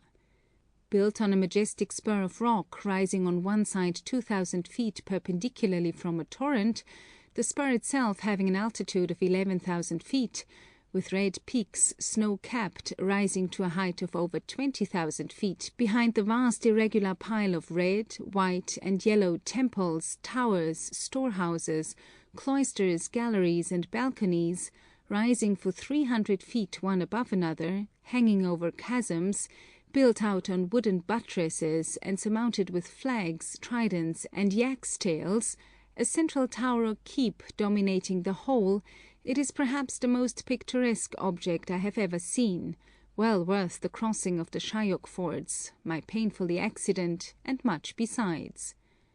It looks inaccessible, but in fact can be attained by rude zigzags of 1,000 steps of rock, some naturally, others roughly hewn, getting worse and worse as they rise higher, till the later zigzags suggest the difficulties of the ascent of the Great Pyramid. The day was fearfully hot, 99 degrees in the shade, and the naked, shining surfaces of purple rock with a metallic luster radiated heat. My gallant grey took me up halfway, a great feat, and the Tibetans cheered and shouted "Sharbaz!" Well done, as he pluckily leapt up the great slippery rock ledges. After I dismounted, any number of willing hands hauled and helped me up the remaining horrible ascent, the rugged rudeness of which is quite indescribable. The inner entrance is a gateway decorated with a yak's head and many Buddhist emblems. High above, on a rude gallery, 50 monks were gathered with their musical instruments.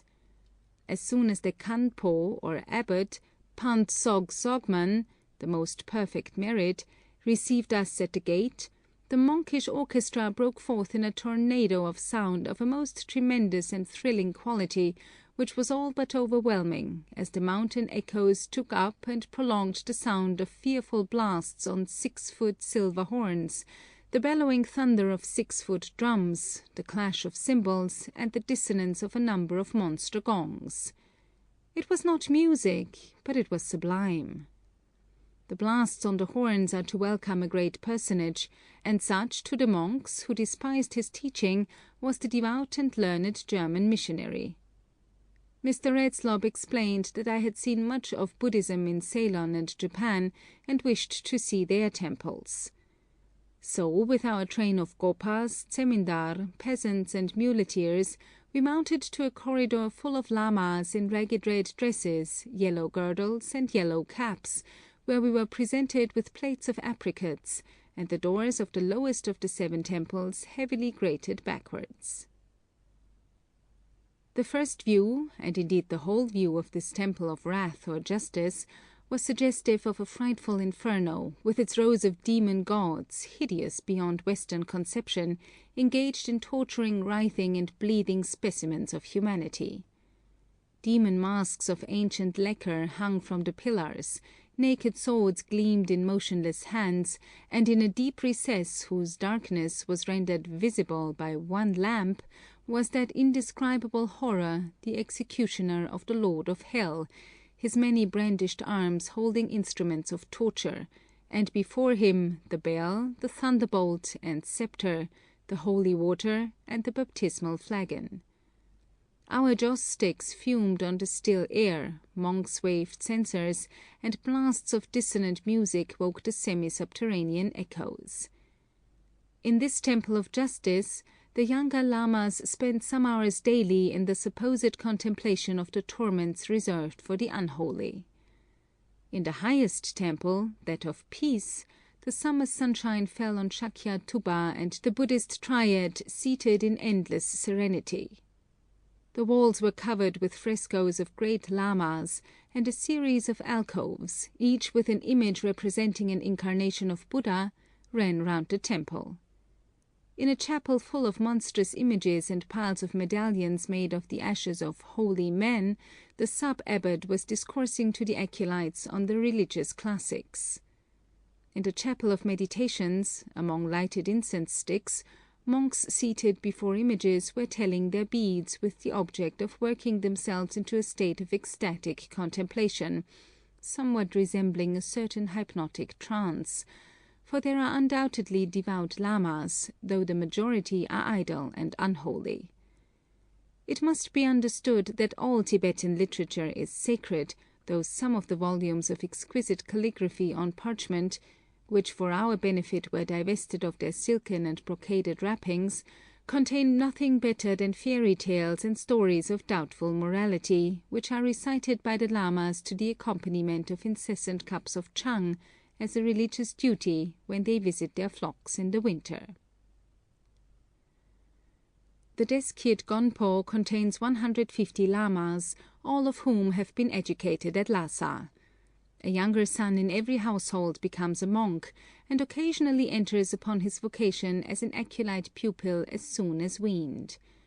At the age of 13, these acolytes are sent to study at Lhasa for 5 or 7 years, their departure being made the occasion of a great village feast, with several days of religious observances.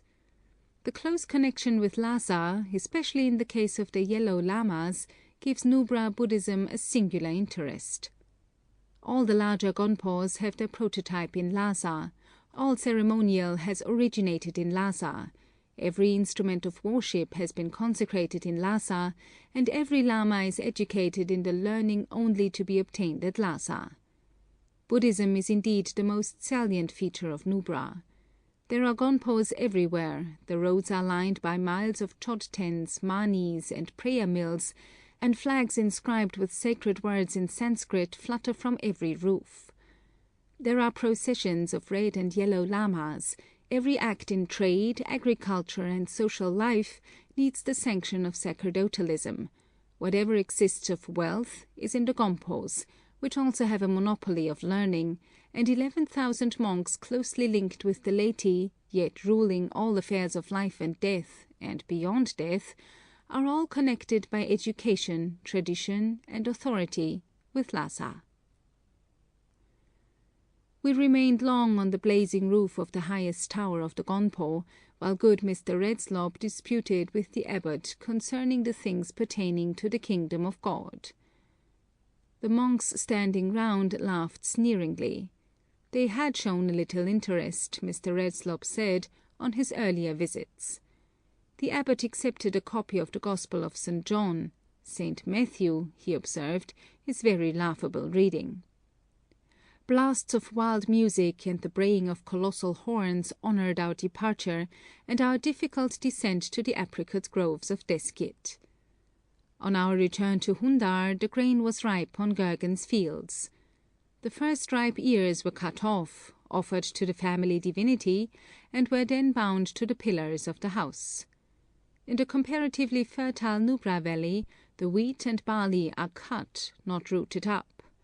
While they cut the grain, the men chant, "May it increase, we will give to the poor, we will give to the lamas," with every stroke. They believe that it can be made to multiply both under the sickle and in the threshing, and perform many religious rites for its increase while it is in sheaves. After 8 days, the corn is trodden out by oxen on a threshing floor renewed every year. After winnowing with wooden forks, they make the grain into a pyramid, insert a sacred symbol, and pile upon it the threshing instruments and sacks, erecting an axe on the apex with its blade turned to the west, as that is the quarter from which demons are supposed to come. In the afternoon they feast round it, always giving a portion to the axe, saying, "It is yours, it belongs not to me." At dusk they pour it into the sacks again, chanting, "May it increase." But these are not removed to the granary until late at night, at an hour when the hands of the demons are too much benumbed by the nightly frost to diminish the store. At the beginning of every one of these operations the presence of lamas is essential, to announce the auspicious moment and conduct religious ceremonies. They receive fees and are regaled with abundant chung and the fat of the land. In Hundar, as elsewhere, we were made very welcome in all the houses. I have described the dwelling of Gergan.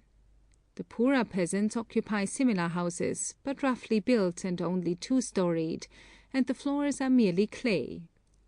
In them also the very numerous lower rooms are used for cattle and fodder only, while the upper part consists of an inner or winter room, an outer or supper room, a veranda room, and a family temple. Among their rude plenishings are large stone corn chests like sarcophagi, stone bowls from Baltistan, cauldrons, cooking pots, a tripod, wooden bowls, spoons, and dishes, earthen pots, and yaks and sheep's pack saddles. The garments of the household are kept in long wooden boxes. Family life presents some curious features. In the disposal in marriage of a girl, her eldest brother has more say than the parents. The eldest son brings home the bride to his father's house, but at a given age the old people are shelved, that is, they retire to a small house which may be termed a jointure house, and the eldest son assumes the patrimony and rule of affairs. I have not met with a similar custom anywhere in the East. It is difficult to speak of Tibetan life, with all its affection and jollity, as family life, For Buddhism, which enjoins monastic life, and usually celibacy along with it, on 11,000 out of a total population of 120,000, farther restrains the increase of population within the limits of sustenance by inculcating and rigidly upholding the system of polyandry, permitting marriage only to the eldest son, the heir of the land, while the bride accepts all his brothers as inferior or subordinate husbands, thus attaching the whole family to the soil and family roof tree, the children being regarded legally as the property of the eldest son, who is addressed by them as Big Father, his brothers receiving the title of Little Father. The resolute determination, on economic as well as religious grounds, not to abandon this ancient custom is the most formidable obstacle in the way of the reception of Christianity by the Tibetans. The women cling to it. They say, "We have 3 or 4 men to help us instead of 1," and sneer at the dullness and monotony of European, monogamous life. A woman said to me, "If I had only 1 husband, and he died, I should be a widow. If I have 2 or 3, I am never a widow." The word widow is with them a term of reproach, and is applied abusively to animals and men. Children are brought up to be very obedient to fathers and mother, and to take great care of little ones and cattle. Parental affection is strong. Husbands and wives beat each other, but separation usually follows a violent outbreak of this kind. It is the custom for the men and women of a village to assemble when a bride enters the house of her husbands, each of them presenting her with 3 rupees. The Tibetan wife, far from spending these gifts on personal adornment, looks ahead, contemplating possible contingencies, and immediately hires a field, the produce of which is her own, and which accumulates year after year in a separate granary, so that she may not be portionless in case she leaves her husband. It was impossible not to become attached to the Nubra people. We lived so completely among them, and met with such unbounded goodwill. Feasts were given in our honor, every gonpo was open to us, monkish blasts on colossal horns brayed out welcomes, and while nothing could exceed the helpfulness and alacrity of kindness shown by all, there was not a thought or suggestion of bakshish. The men of the villages always sat by our campfires at night, friendly and jolly, but never obtrusive, telling stories, discussing local news and the oppressions exercised by the Kashmiri officials, the designs of Russia, the advance of the Central Asian Railway, and what they consider as the weakness of the Indian government in not annexing the provinces on the northern frontier. Many of their ideas and feelings are akin to ours, and a mutual understanding is not only possible, but inevitable. Footnote. Mr. Redslop said that when on different occasions he was smitten by heavy sorrows, he felt no difference between the Tibetan feeling and expression of sympathy and that of Europeans. A stronger testimony to the effect produced by his 25 years of loving service could scarcely be given than our welcome in Nubra. During the dangerous illness which followed, anxious faces thronged his humble doorway as early as break of day, and the stream of friendly inquiries never ceased till sunset.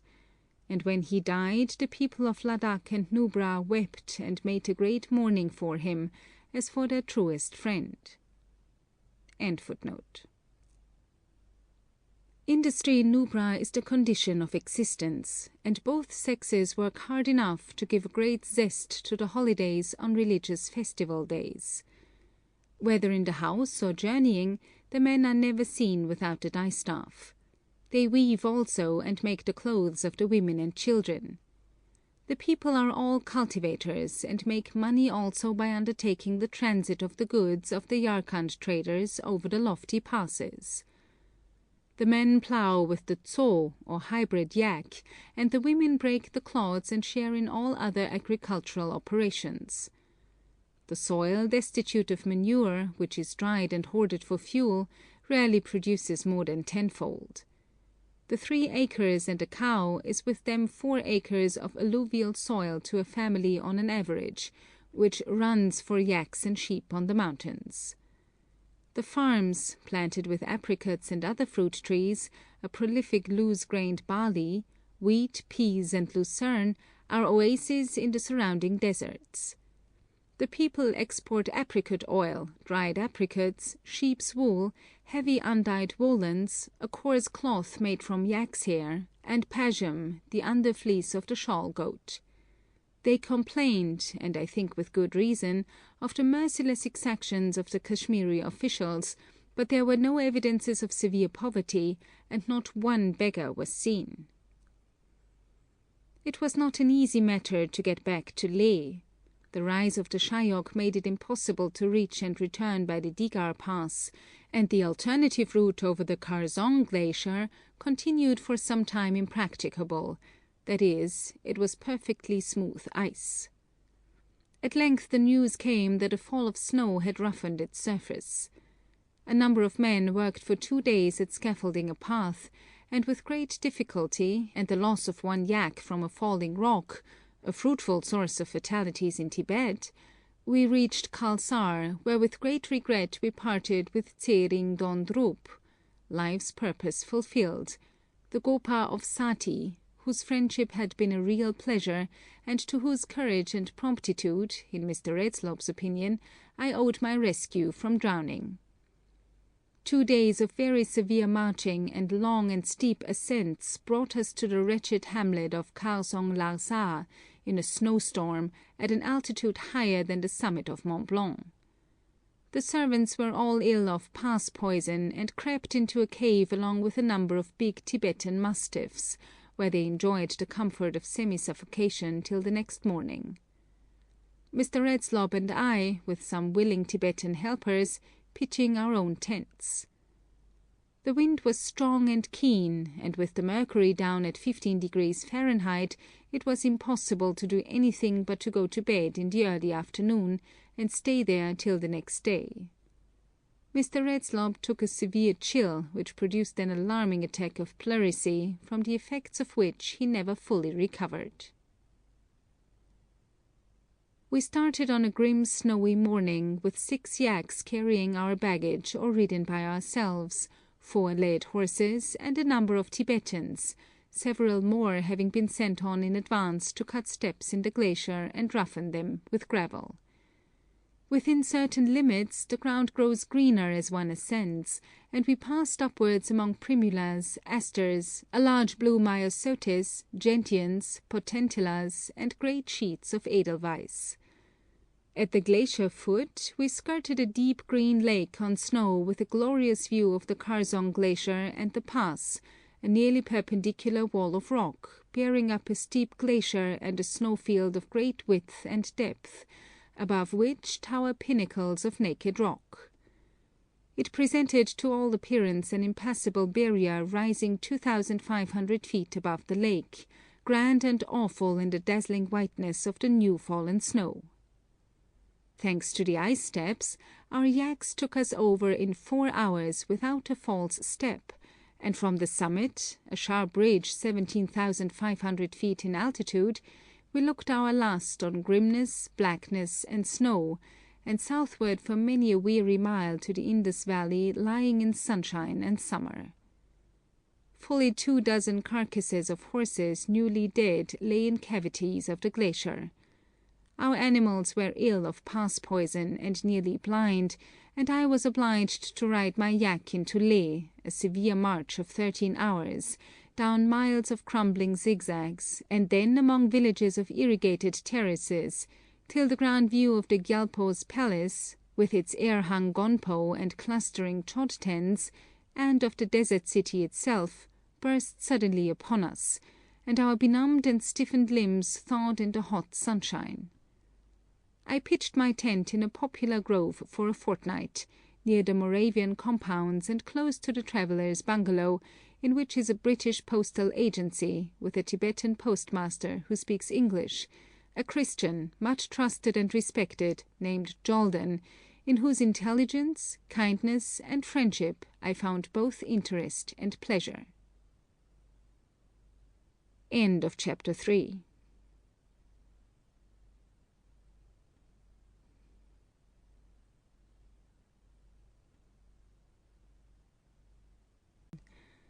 Chapter 4. Manners and Customs.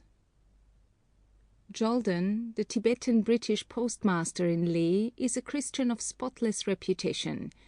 Everyone places unlimited confidence in his integrity and truthfulness, and his religious sincerity has been attested by many sacrifices.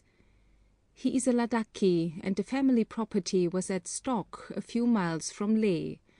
He was baptized in Lahul at 23, his father having been a Christian.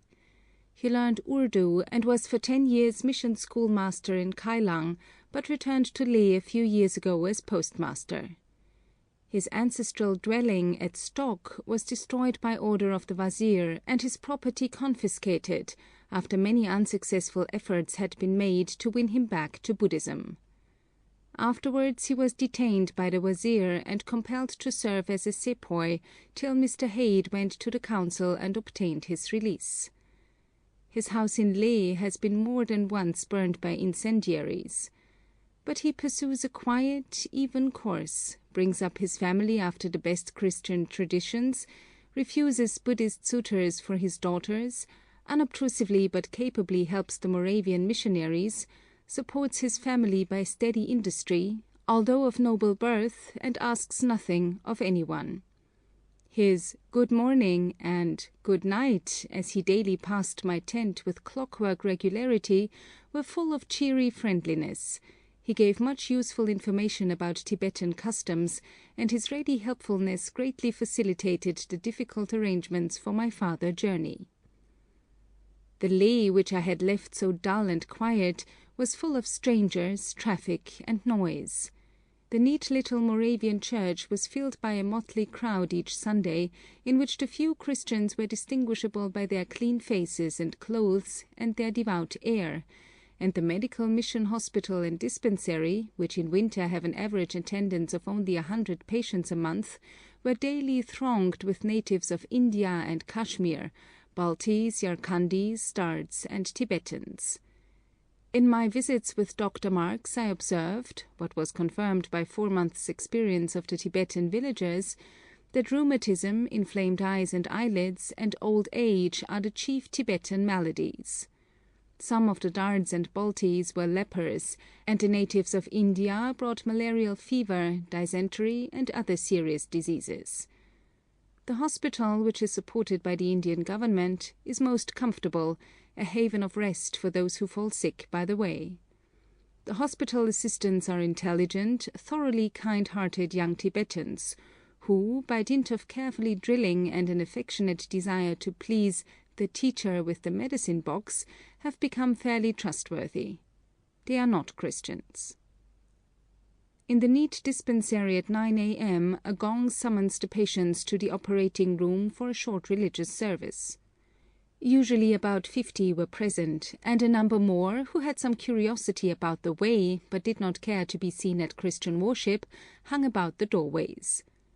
Dr. Marks read a few verses from the Gospels, explaining them in a homely manner, and concluded with the Lord's Prayer. Then the outpatients were carefully and gently treated, leprous limbs were bathed and anointed, the wards were visited at noon and again at sunset, and in the afternoons operations were performed with the most careful antiseptic precautions, which are supposed to be used for the purpose of keeping away evil spirits from the wounds. The Tibetans, in practice, are very simple in their applications of medical remedies. Rubbing with butter is their great panacea. They have a dread of smallpox, and instead of burning its victims, they throw them into their rapid torrents. If an isolated case occur, the sufferer is carried to a mountain top, where he is left to recover or die. If a smallpox epidemic is in the province, the people of the villages in which it has not yet appeared place thorns on their bridges and boundaries, to scare away the evil spirits which are supposed to carry the disease. In ordinary illnesses, if butter taken internally as well as rubbed into the skin does not cure the patient, the lamas are summoned to the rescue. They make a mitsap, a half life-size figure of the sick person, dress it in his or her clothes and ornaments, and place it in the courtyard, where they sit round it, reading passages from the sacred classics fitted for the occasion. After a time, all rise except the superior lama, who continues reading, and taking small drums in their left hands, they recite incantations and dance wildly round the mitsap, believing, or at least leading the people to believe, that by this ceremony the malady, supposed to be the work of a demon, will be transferred to the image. Afterwards the clothes and ornaments are presented to them, and the figure is carried in procession out of the yard and village and is burned. If the patient becomes worse, the friends are apt to resort to the medical skill of the missionaries. If he dies, they are blamed, and if he recovers, the lamas take the credit. At some little distance outside Leh are the cremation grounds, desert places, destitute of any other vegetation than the Caprifolia horrida. Each family has its furnace kept in good repair. The place is doleful, and the funeral scene on the only sunless day I experienced in Ladakh was indescribably dismal. After death, no one touches the corpse but the lamas, who assemble in numbers in the case of a rich man. The senior lama offers the first prayers and lifts the lock which all Tibetans wear at the back of the head, in order to liberate the soul if it is still clinging to the body. At the same time he touches the region of the heart with a dagger. The people believe that a drop of blood on the head marks the spot where the soul has made its exit. Any good clothing in which the person has died is then removed. The blacksmith beats a drum, and the corpse, covered with a white sheet next the dress and a coloured one above, is carried out of the house to be worshipped by the relatives, who walk 7 times round it. The women then retire to the house, and the chief lama recites liturgical passages from the formularies. Afterwards the relatives retire, and the corpse is carried to the burning ground by men who have the same tutelar deity as the deceased. The leading lama walks first, then come men with flags, followed by the blacksmith with the drum, and next the corpse, with another man beating a drum behind it. Meanwhile the lamas are praying for the repose and quieting of the soul, which is hovering about, desiring to return. The attendant friends, each of whom has carried a piece of wood to the burning ground, arrange the fuel with butter on the furnace. The corpse wrapped in the white sheet is put in, and fire is applied. The process of destruction in a rich man's case takes about an hour. During the burning the lamas read in high, hoarse monotones, and the blacksmiths beat their drums. The lamas depart first, and the blacksmiths, after worshipping the ashes, shout, "Have nothing to do with us now," and run rapidly away.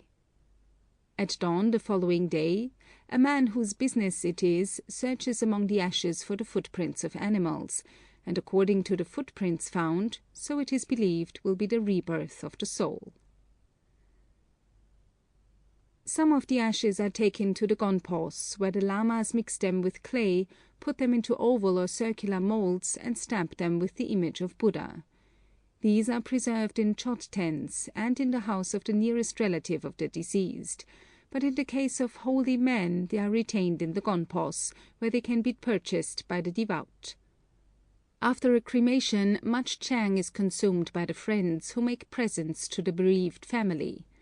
The value of each is carefully entered in a book, so that a precise return may be made when a similar occasion occurs.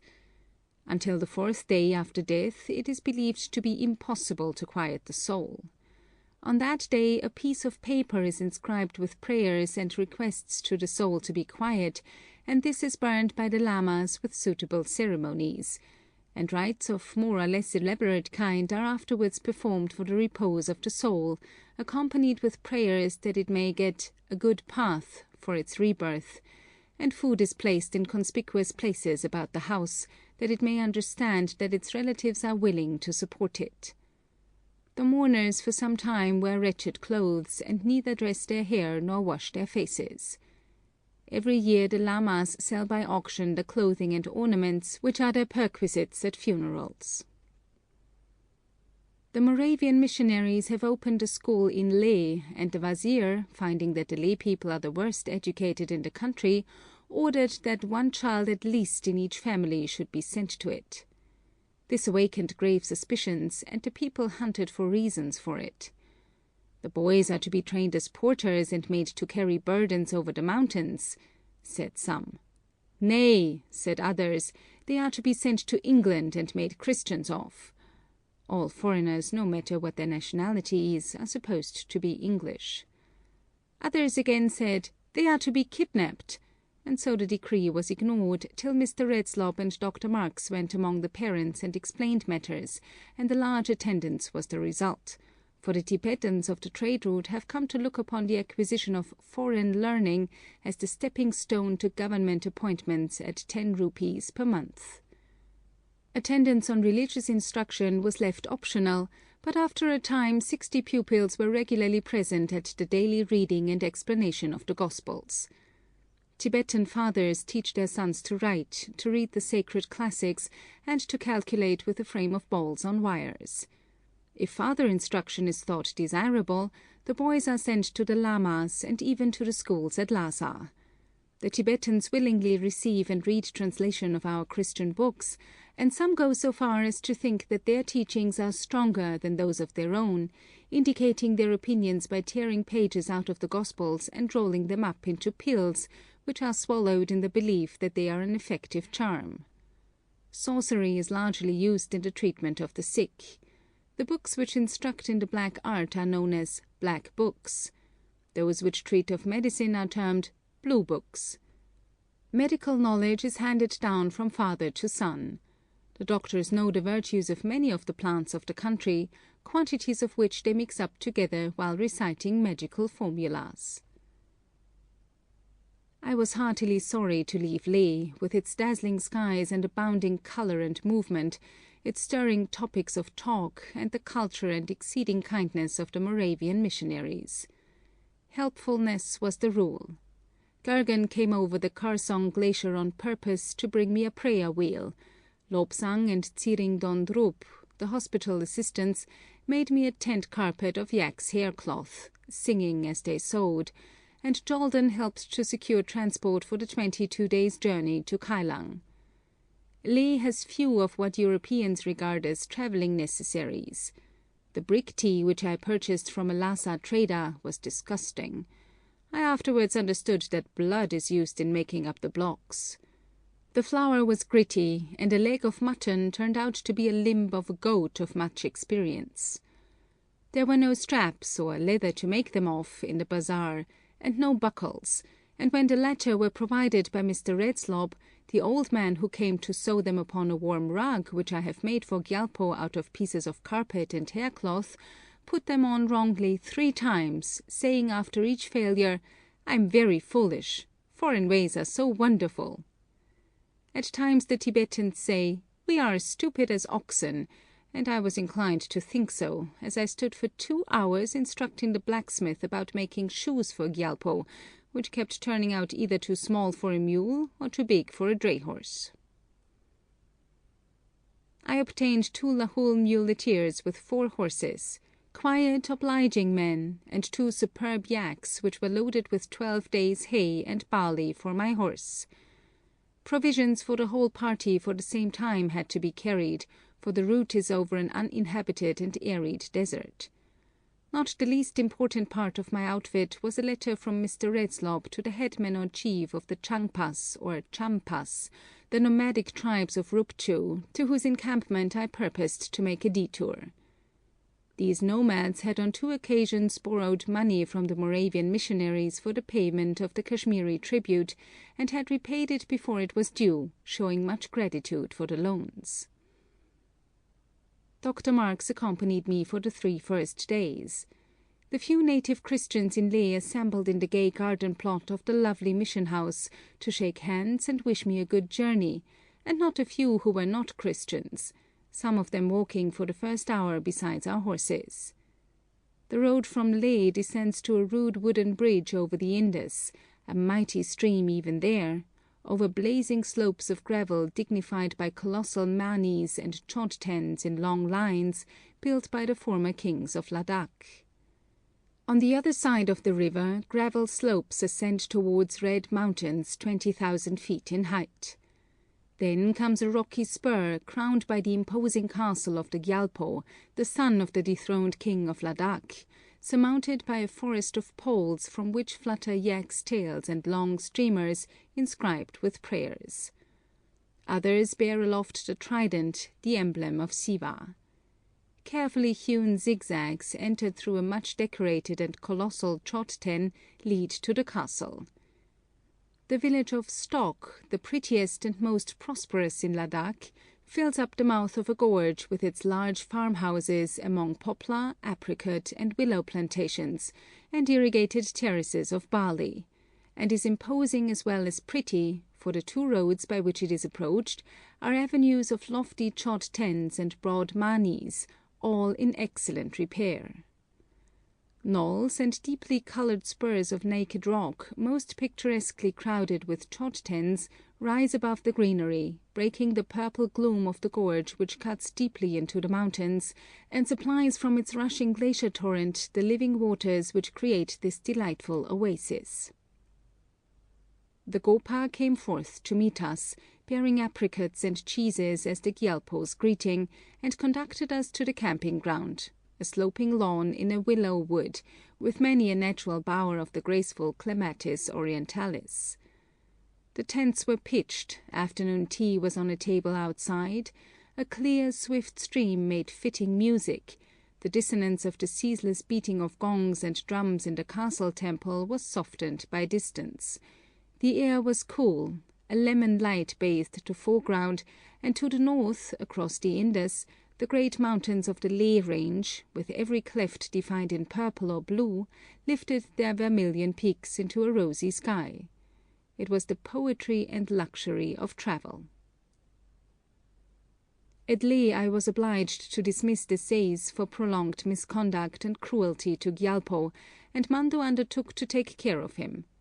The animal had always been held by two men while the Seis groomed him, with difficulty, but at Stok, when Mando rubbed him down, he quietly went on feeding and laid his lovely head on the lad's shoulder with a soft cooing sound.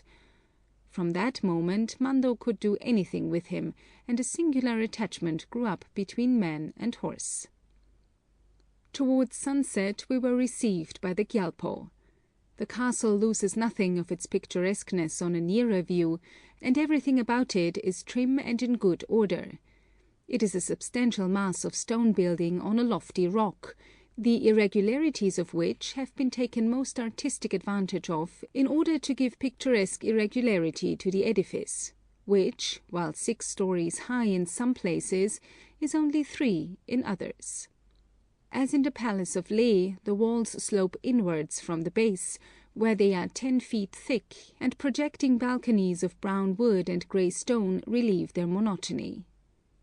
We were received at the entrance by a number of red lamas, who took us up 5 flights of rude stairs to the reception room, where we were introduced to the Gyalpo, who was in the midst of a crowd of monks, and, except that his hair was not shorn, and that he wore a silver brocade cap and large gold earrings and bracelets, was dressed in red like them.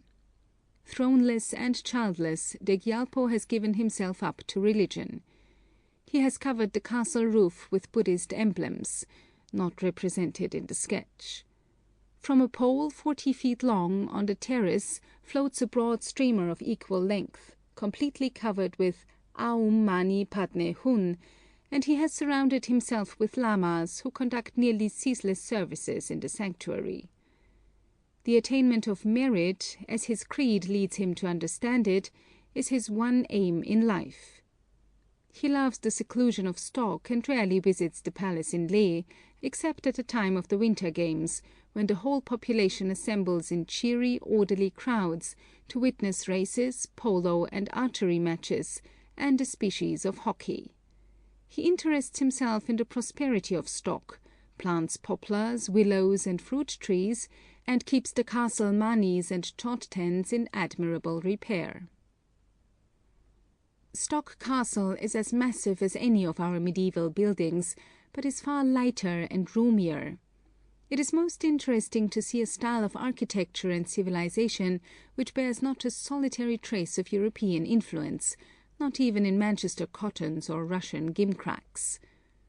The Gyalpo's room was only roofed for 6 feet within the walls, where it was supported by red pillars. Above, the deep blue Tibetan sky was flushing with the red of sunset, and from a noble window with a covered stone balcony there was an enchanting prospect of red ranges passing into translucent amethyst. The partial ceiling is painted in arabesques, and at one end of the room is an alcove, much enriched with bold wood carving. The Gyalpo was seated on a carpet on the floor, a smooth-faced, rather stupid-looking man of 28. He placed us on a carpet beside him, and coffee, honey, and apricots were brought in, but the conversation flagged. He neither suggested anything nor took up Dr. Marx's suggestions. Fortunately, we had brought our sketchbooks, and the views of several places were recognized, and were found interesting. The lamas and servants, who had remained respectfully standing, sat down on the floor, and even the Gyalpo became animated. So our visit ended successfully.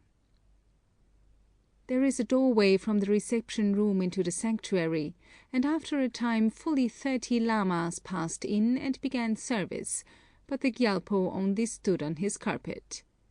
There is only a half light in this temple, which is further obscured by scores of smoked and dusty bannerets of gold and silver brocade hanging from the roof. In addition to the usual Buddhist emblems, there are musical instruments, exquisitely inlaid, or enriched with niello work of gold and silver of great antiquity, and bows of singular strength, requiring 2 men to bend them, which are made of small pieces of horn cleverly joined. Lamas gabbled liturgies at railroad speed, beating drums and clashing cymbals as an accompaniment, while others blew occasional blasts on the colossal silver horns or trumpets, which probably resemble those with which Jericho was encompassed. The music, the discordant and highly pitched monotones, and the revolting odours of stale smoke of juniper chips, of rancid butter, and of unwashed woolen clothes, which drifted through the doorway, were overpowering. Attempted fights among the horses woke me often during the night, and the sound of worship was always borne over the still air. Dr. Marx left on the 3rd day after we had visited the monastery of Hemis, the richest in Ladakh, holding large landed property and possessing much metallic wealth, including a chod 10 of silver and gold 30 feet high in one of its many halls, approached by gold-plated silver steps and encrusted with precious stones. There is also much fine work in brass and bronze. Hemis abounds in decorated buildings most picturesquely placed. It has 300 lamas and is regarded as the sight of Ladakh. At Upshi, after a day's march over blazing gravel, I left the rushing olive-green Indus, which I had followed from the bridge of Khalsi, where a turbulent torrent, the Upshi water, joins it, descending through a gorge so narrow that the track, which at all times is blasted on the face of the precipice, is occasionally scaffolded. A very extensive rock slip had carried away the path and rendered several fords necessary, and before I reached it rumour was busy with the peril. It was true that the day before several mules had been carried away and drowned, that many loads had been sacrificed, and that one native traveller has lost his life. So I started my caravan at daybreak to get the water at its lowest, and ascended the gorge, which is an absolutely verdureless rift in mountains of most brilliant and fantastic stratification. At the first ford Mando was carried down the river for a short distance. The second was deep and strong, and a caravan of valuable goods had been there for 2 days, afraid to risk the crossing. My Lahulis, who always showed a great lack of stamina, sat down, sobbing and beating their breasts. Their sole wealth, they said, was in their baggage animals, and the river was wicked, and a demon lived in it who paralyzed the horses' legs. Much experience of Orientals and of travel has taught me to surmount difficulties in my own way, so, beckoning to 2 men from the opposite side, who came over shakily with linked arms, I took the 2 strong ropes which I always carry on my saddle, and roped these men together, and to Gyalpo's halter with one, and lashed Mando and the guide together with the other, giving them the stout thongs behind the saddle to hold on to, and in this compact mass we stood the strong rush of the river safely, the paralyzing chill of its icy waters being a far more obvious peril. All the baggage animals were brought over in the same way, and the Lahulis praised their god. At Gya, a wild hamlet, the last in Ladakh proper, I met a working naturalist whom I had seen twice before, and foregathered him with much of the way. 11 days of solitary desert succeeded. The reader has probably understood that no part of the Indus, Shyok and Nubra valleys, which make up most of the province of Ladakh, is less than 9,500 feet in altitude, and that the remainder is composed of precipitous mountains with glaciers and snowfields ranging from 18,000 to 25,000 feet, and that the villages are built mainly on alluvial soil where possibilities of irrigation exist. But Raptu has peculiarities of its own. Between Gya and Darcha, the first hamlet in Lahul, are 3 huge passes, the Toglang, 18,150 feet in altitude, the Lachalang, 17,500, and the Baralacha, 16,000, all easy except for the difficulties arising from the highly rarefied air. The mountains of the region, which are from 20,000 to 23,000 feet in altitude, are seldom precipitous or picturesque, except the huge red needles which guard the Lachalang Pass, but are rather monstrous protuberances with arid surfaces of disintegrated rock. Among these are remarkable plateaus, which are taken advantage of by caravans, and which have elevations of from 14,000 to 15,000 feet. There are few permanent rivers or streams, the lakes are salt, beside the springs, and on the plateau there is scanty vegetation, chiefly aromatic herbs, but on the whole Raptu is a desert of arid gravel. Its only inhabitants are 500 nomads, and on the 10 marches of the trade route, the bridle paths, on which in some places labour had been spent, the tracks, not always very legible, made by the passage of caravans, and rude dikes, behind which travellers may shelter themselves from the wind, are the only traces of man. Herds of the kyang, the wild horse of some naturalists, and the wild ass of others, graceful and beautiful creatures, graze within gunshot of the track without alarm. I had thought Ladakh windy, but Raptu is the home of the winds, and the marches must be arranged for the quietest time of the day. Happily the gales blow with clockwork regularity, the day wind from the south and southwest rising punctually at 9 a.m. and attaining its maximum at 2:30, while the night wind from the north and northeast rises about 9 p.m. and ceases about 5 a.m. Perfect silence is rare. The highly rarefied air, rushing at great speed, when at its worst deprives the traveller of breath, skins his face and hands, and paralyzes the baggage animals. In fact, neither man nor beast can faces. The horses turn tail and crowd together, and the men build up the baggage into a wall and crouch in the lee of it. The heat of the solar rays is at the same time fearful. At Lachalang, at a height of over 15,000 feet, I noted a solar temperature of 152 degrees, only 35 degrees below the boiling point of water in the same region, which is about 187 degrees. To make up for this, the mercury falls below the freezing point every night of the year, even in August the difference of temperature in 12 hours often exceeding 120 degrees. The Raptu nomads, however, delight in this climate of extremes, and regard Leh as a place only to be visited in winter, and Kulu and Kashmir as if they were the malarial swamps of the Congo. We crossed the Toglang Pass at a height of 18,150 feet, with less suffering from Ladakh than on either the Digar or Karzong passes. Indeed, Gyalpo carried me over it, stopping to take breath every few yards. It was then a long, dreary march to the camping ground of Tsala, where the Changpas spent the 4 summer months, The guides and baggage animals lost the way and did not appear until the next day, and in consequence the servants slept unsheltered in the snow. News travels as if by magic in desert places. Towards evening, while riding by a stream up a long and tedious valley, I saw a number of moving specks on the crest of a hill, and down came a surge of horsemen riding furiously. Just as they threatened to sweep Gyalpo away, they threw their horses on their haunches, in one moment were on the ground, which they touched with their foreheads, presented me with a plate of apricots, and the next vaulted into their saddles, and dashing up the valley, were soon out of sight. In another half-hour there was a second wild rush of horsemen. The headman dismounted, threw himself on his face, kissed my hand, vaulted into the saddle, and then led a swirl of his tribesmen at a gallop in ever-narrowing circles round me, till they subsided into the decorum of an escort.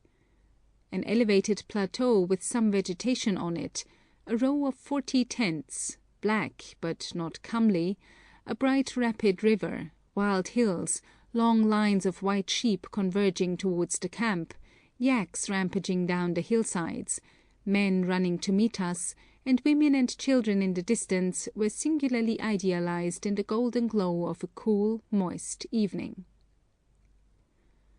2 men took my bridle, and 2 more proceeded to put their hands on my stirrups, but Gyalpo kicked them to the right and left amidst shrieks of laughter, after which, with frantic gesticulations and yells of "Kabadar," I was led through the river in triumph and hauled off my horse. The tribesmen were much excited. Some dashed about, performing feats of horsemanship. Others brought apricots and dough balls made with apricot oil, or rushed to the tents, returning with rugs. Some cleared the camping ground of stones and raised the stone platform, and a flock of goats, exquisitely white from the daily swims across the river, were brought to be milked. Gradually and shrinkingly the women and children drew near, but Mr. Blank's Bengali servant threatened them with a whip, when there was a general stampede, the women running like hares.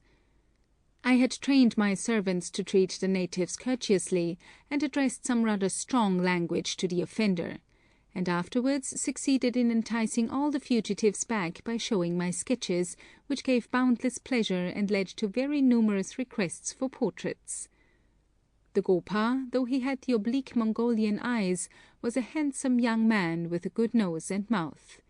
He was dressed like the others in a girdled chaga of coarse serge, but wore a red cap turned up over the ears with fine fur, a silver inkhorn, and a Yarkand knife in a chased silver sheath in his girdle, and canary-coloured leather shoes with turned-up points. The people prepared one of their own tents for me, and, laying down a number of rugs of their own dyeing and weaving, assured me of an unbounded welcome as a friend of their benefactor, Mr. Redslob, and then proposed that I should visit their tents accompanied by all the elders of the tribe. End of chapter 4.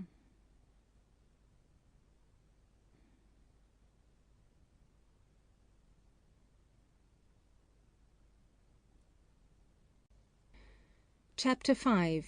Climate and Natural Features.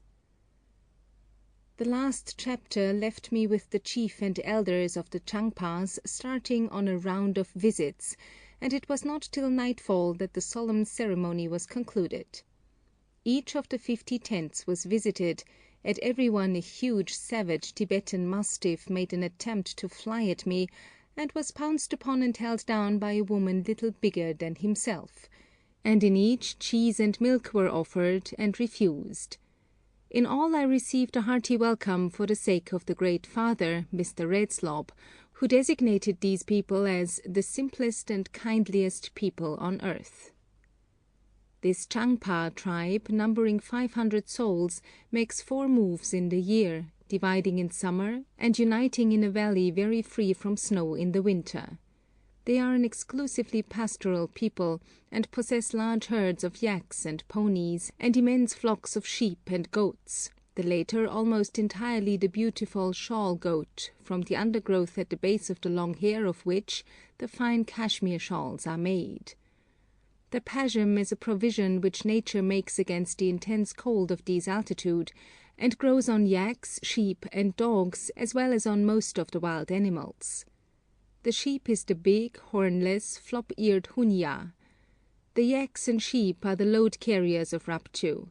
Small or easily divided merchandise is carried by sheep, and bulkier goods by yaks, and the Changpas make a great deal of money by carrying for the Lahul, central Ladakh, and Rudok merchants, their sheep travelling as far as Gar in Chinese Tibet. They are paid in grain as well as coin, their own country producing no farinaceous food. They have only two uses for silver money. With part of their gains they pay the tribute to Kashmir, and they melt the rest and work it into rude personal ornaments. According to an old arrangement between Lhasa and Leh, they carry brick tea free for the Lhasa merchants. They are Buddhists and practice polyandry, but their young men do not become lamas, and, owing to the scarcity of fuel, instead of burning their dead, they expose them with religious rites face upwards in desolate places, to be made away with by the birds of the air. All their tents have a god shelf, on which are placed small images and sacred emblems. They dress as the Ladakhis, except that the men wear shoes with very high turned-up points, and that the women, in addition to the perak, the usual ornament, place on the top of the head a large silver coronet with 3 tassels. In physiognomy they resemble the Ladakhis, but the Mongolian type is purer, the eyes are more oblique, and the eyelids have a greater droop, the chins project more, and the mouths are handsomer. Many of the men, including the headman, were quite good-looking, but the upper lips of the women were apt to be tucked up, displaying very square teeth, as we have shown in the preceding chapter. The roofs of the Tsala tents are nearly flat, and the middle has an opening 6 inches wide along its whole length. An excavation from 12 to 24 inches deep is made in the soil, and a rude wall of stones, about 1 foot high, is built round it, over which the tent cloth, made in narrow widths of yak's or goat's hair, is extended by ropes laid over forked sticks. There is no ridge pole, and the centre is supported on short poles, to the projecting tops of which prayer flags and yak's tails are attached. The interior, though dark, is not too dark for weaving, and each tent has its loom, for the Changpas not only weave their coarse woolen clothing and haircloth for saddlebags and tents, but rugs of wool dyed in rich colours made from native roots. The largest tent was 20 feet by 15, but the majority measured only 14 feet by 8 and 10 feet. The height in no case exceeded 6 feet. In these much ventilated and scarcely warmed shelters, these hardy nomads brave the tremendous winds and winter rigours of their climate, at altitudes varying from 13,000 to 14,500 feet. Water freezes every night of the year, and continually there are differences in temperature of 100 degrees between noon and midnight. In addition to the 50 dwelling tents, there was one considerably larger, in which the people store their wool and goat's hair till the time arrives for taking them to market. The floor of several of the tents was covered with rugs, and besides looms and confused heaps of what looked like rubbish, there were tea churns, goatskin churns, sheep and goatskins, children's bows and arrows, cooking pots, and heaps of the furze root, which is used as fuel. They expended much of this scarce commodity upon me in their hospitality, and kept up a bonfire all night. They mounted their wiry ponies and performed feats of horsemanship, in one of which all the animals threw themselves on their hind legs in a circle when a man in the centre clapped his hands, and they crowded my tent to see my sketches, and were not satisfied till I executed some daubs professing to represent some of the elders. The excitement of their first visit from a European woman lasted late into the night, and when they at last retired they persisted in placing a guard of honour round my tent. In the morning there was ice on the pools, and the snow lay 3 inches deep. Savage life had returned to its usual monotony, and the care of flocks and herds. In the early afternoon the chief and many of the men accompanied us across the ford, and we parted with mutual expressions of goodwill. The march was through broad gravelly valleys, among monstrous protuberances of red and yellow gravel, elevated by their height alone to the dignity of mountains. Hail came on, and Gyalpo showed his high breeding by facing it when the other animals turned tail and huddled together, and a storm of heavy sleet of some hours' duration burst upon us just as we reached the dismal camping ground of Rakchen, guarded by mountain giants which now and then showed glimpses of their white skirts through the dark driving mists. That was the only weather in 4 months. A large caravan from the heat and sunshine of Amritsar was there. The goods were stacked under goats' hair shelters, the mules were huddled together without food, and their shivering Punjabi drivers, muffled in blankets which only left one eye exposed, were grubbing up furze roots wherewith to make smoky fires. My baggage, which had arrived previously, was lying soaking in the sleet, while the wretched servants were trying to pitch the tent in the high wind. They had slept out in the snow the night before, and were mentally as well as physically benumbed. Their misery had a comic side to it, and as the temperature made me feel specially well, I enjoyed bestirring myself, and terrified Mando, who was feebly fadding with a rag, by giving Gyalpo a vigorous rub down with a bath towel. Hassan Khan, with chattering teeth and severe neuralgia, muffled in my fisherman's hood under his turban, was trying to do his work with his unfailing pluck. Mando was shedding futile tears over wet furs which would not light, the small wet corrie was dotted over with the Amritsar men sheltering under rocks and nursing hopeless fires, and 50 mules and horses, with dejected heads and dripping tails, and their backs to the merciless wind, were attempting to pick some food from scanty herbage already nibbled to the root. My tent was a picture of grotesque discomfort.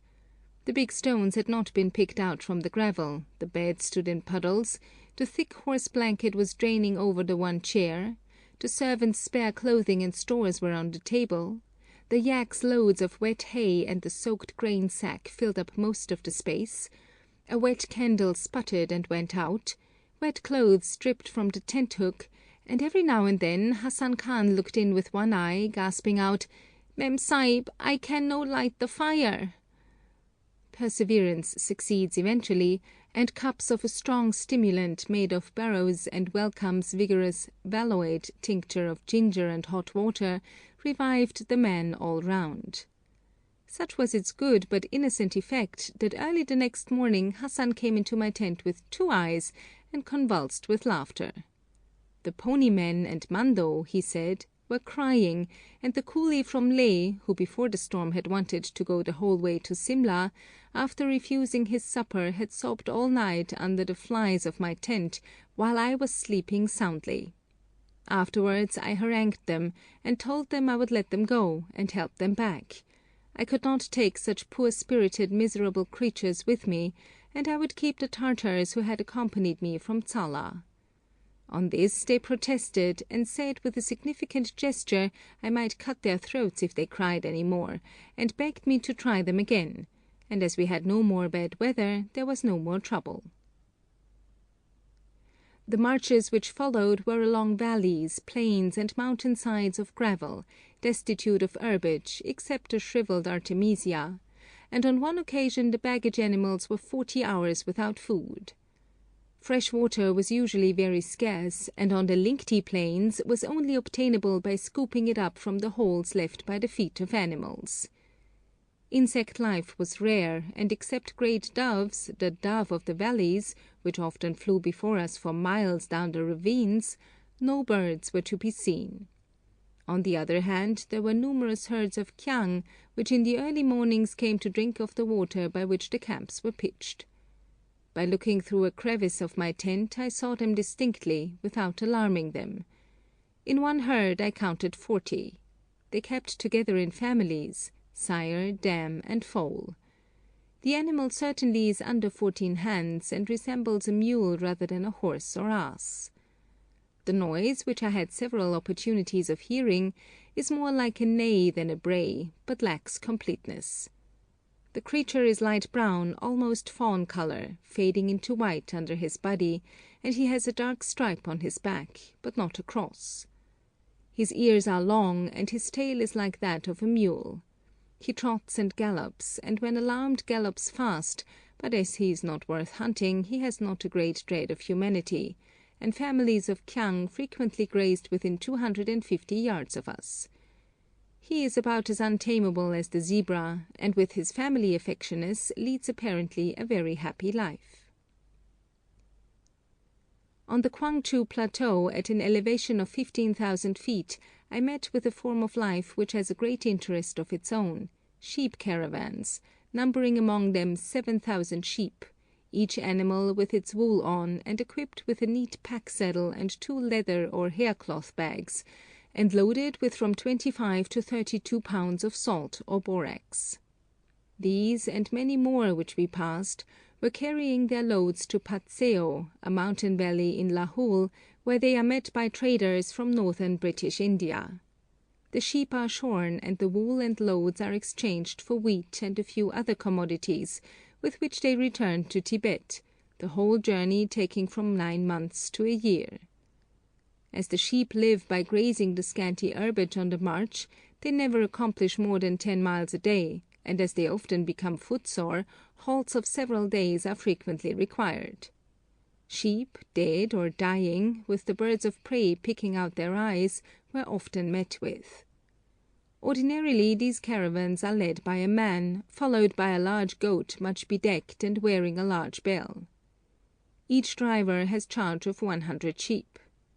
These men, of small stature but very thick-set, with their white smooth faces, loose clothing of sheepskin with the wool outside, with their long coarse hair flying in the wind, and their uncouth shouts in a barbarous tongue, are much like savages. They sing wild chants as they picket their sheep in long double lines at night, and with their savage mastiffs sleep unsheltered under the frosty skies, under the lee of their piled-up saddlebags.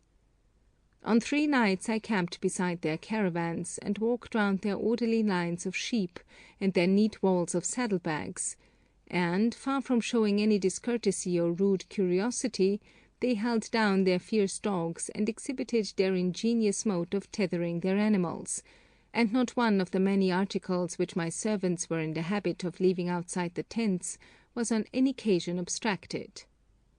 The dogs, however, were less honest than their masters, and on one night ran away with half a sheep, and I should have fared poorly had not Mr. shot some grey doves. Marches along sandy and gravelly valleys, and along arid mountain-sides spotted with creeping firs and cushions of a yellow-green moss, which seems able to exist without moisture, fords of the Samgyal and Tserap rivers, and the crossing of the Lachalang Pass at an altitude of 17,500 feet in severe frost, occupied several uneventful days. Of the 3 lofty passes on this route, the Toglang, which is higher, and the Balacha, which is lower, are featureless billows of gravel, over which a carriage might easily be driven. Not so is the Lachalang, though its well-made zigzags are easy for laden animals. The approach to it is fantastic, among precipitous mountains of red sandstone and red rocks weathered into pillars, men's heads and numerous groups of gossipy old women from 30 to 50 feet high, in flat hats and long circular cloaks. Entering by red gates of rock into a region of gigantic mountains, and following up a crystal torrent, the valley narrowing to a gorge, and the gorge to a chasm guarded by nearly perpendicular needles of rock, flaming in the western sun, we forded the river at the chasm's throat, and camped on a velvety green lawn just large enough for a few tents, absolutely walled in by abrupt mountains 18,000 and 19,000 feet in height. Long after the twilight settled down on us, the pinnacles above glowed in warm sunshine, and the following morning, when it was only dawn below, and the still river pools were frozen, and the grass was white with hoar frost, the morning sun reddened the snow peaks and kindled into vermilion the red needles of Lachalang. That camping ground under such conditions is the grandest and most romantic spot of the whole journey. Verdureless and waterless stretches, in crossing which our poor animals were 2 nights without food, brought us to the glacier blue waters of the Serchu, tumbling along in a deep broad gash, and farther on to a lateral torrent which is the boundary between Rapchu, tributary to Kashmir, and Lahul or British Tibet, under the rule of the Empress of India. The tents were ready pitched in a grassy hollow by the river. Horses, cows, and goats were grazing near them, and a number of men were preparing food. A Tibetan approached me, accompanied by a creature in a nondescript dress speaking Hindustani volubly. On a band across his breast were the British crown and a plate with the words Commissioners, Chaprassi, Kulu District. I never felt so extinguished. Liberty seemed lost, and the romance of the desert to have died out in one moment. At the camping ground I found rows of salaaming Lahulis drawn up, and Hassan Khan in a state which was a compound of pomposity and jubilant excitement. The Tahsildar, really the Tibetan honorary magistrate, he said, had received instructions from the Lieutenant Governor of the Punjab that I was on the way to Kailang and was to want for nothing. So 24 men, 9 horses, a flock of goats, and 2 cows had been waiting for me for 3 days in the Serchu valley. I wrote a polite note to the magistrate and sent all back except the chaprassi, the cows, and the cowherd, my servants looking much crestfallen. We crossed the Baralacha Pass in wind and snow showers into a climate in which moisture began to be obvious. At short distances along the pass, which extends for many miles, there are rude semicircular walls 3 feet high, all turned in one direction, in the shelter of which travellers crouch to escape from the strong cutting wind. My men suffered far more than on the 2 higher passes, and it was difficult to dislodge them from these shelters, where they lay groaning, gasping, and suffering from vertigo and nose-bleeding. The cold was so severe that I walked over the loftiest part of the pass, and for the first time felt slight effects of the Ladakh. At a height of 15,000 feet, in the midst of general desolation, grew, in the shelter of rocks, poppies, Mecanopsis aculeata, blue as the Tibetan skies, their centre filled with a cluster of golden yellow stamens, a most charming sight. 10 or 12 of these exquisite blossoms grow in one stalk, and stalk, leaf, and seed vessels are guarded by very stiff thorns. Lower down flowers abounded, and at the camping ground of Patseo, 12,000 feet, where the Tibetan sheep caravans exchange their wool, salt, and borax for grain, the ground was covered with soft greensward and real rain fell. Seen from the Baralacha Pass are vast snowfields, glaciers, and avalanche slopes. This barrier and the Rotang, farther south, close this trade route practically for 7 months of the year, for they catch the monsoon rains, which at that altitude are snows from 15 to 30 feet deep, while on the other side of the Baralacha and throughout Rapchu and Ladakh the snowfall is insignificant. So late as August, when I crossed, there were 4 perfect snow bridges over the Baga, and snowfields 36 feet deep along its margin. At Patseo the Tahsildar, with a retinue and animals laden with fodder, came to pay his respects to me, and invited me to his house, 3 days' journey. These were the first human beings we had seen for 3 days. A few miles south of the Baralacha Pass some birch trees appeared on a slope, the first natural growth of timber that I had seen since crossing the Tsoji-La. Lower down there were a few more, then stunted specimens of the pencil cedar, and the mountains began to show a shade of green on their lower slopes. Butterflies appeared also, and a vulture, a great bird on the wing, hovered ominously over us for some miles, and was succeeded by an equally ominous raven. On the excellent bridle track cut on the face of the precipices which overhang the Baga, there is in 9 miles only one spot in which it is possible to pitch a 5-foot tent, and at Darcha, the first hamlet in Lahul, the only camping ground is on the house roofs. There the Changpas and their yaks and horses, who had served me pleasantly and faithfully from Tsala, left me and returned to the freedom of their desert life. At Kolang, the next hamlet, where the thunder of the Baga was almost intolerable, Harachang, the magistrate, one of the Thakurs or feudal proprietors of Lahul, with his son and nephew and a large retinue, called on me, and the next morning Mr. Blank and I went by invitation to visit him in his castle, a magnificently situated building on a rocky spur 1,000 feet above the camping ground, attained by a difficult climb, and nearly on a level with the glittering glaciers and ice falls on the other side of the Baga. It only differs from Leh and stock castles in having blue glass in some of the smaller windows. In the family temple, in addition to the usual life-size images of Buddha and the Triad, there was a female divinity, carved at Jalandhar in India, copied from a statue representing Queen Victoria in her younger days, a very fitting possession for the highest government official in Lahul. The Thakur, Harachang, is wealthy and a rigid Buddhist, and uses his very considerable influence against the work of the Moravian missionaries in the valley. The rude path down to the bridle road, through fields of barley and buckwheat, is bordered by roses, gooseberries, and masses of wild flowers. The later marches after reaching Darcha are grand beyond all description. The track, scaffolded or blasted out of the rock at a height of from 1,000 to 3,000 feet above the thundering Baga, is scarcely a rifle shot from the mountain mass dividing it from the Chandra, a mass covered with nearly unbroken ice and snowfields, out of which rise pinnacles of naked rock, 21,000 and 22,000 feet in altitude. The region is the abode of snow, and glaciers of great size fill up every depression. Humidity, vegetation, and beauty reappear together.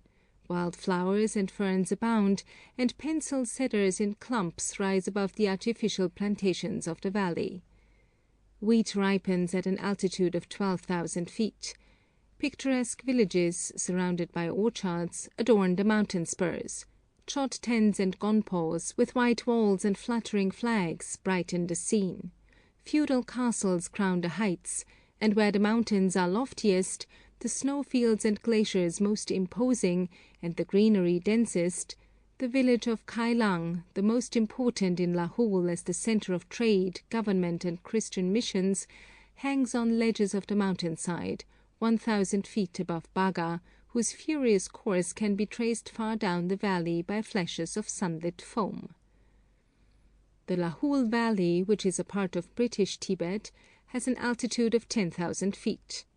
It prospers under British rule, its population has increased, Hindu merchants have settled in Kailang, the route through Lahul to Central Asia is finding increasing favour with the Punjabi traders, and the Moravian missionaries, by a bolder system of irrigation and the provision of storage for water, have largely increased the quantity of arable land. The Lahulis are chiefly Tibetans, but Hinduism is largely mixed up with Buddhism in the lower villages.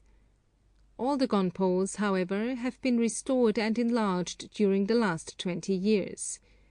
In winter the snow lies 15 feet deep, and for 4 or 5 months, owing to the perils of the Rotang Pass, the valley rarely has any communication with the outer world.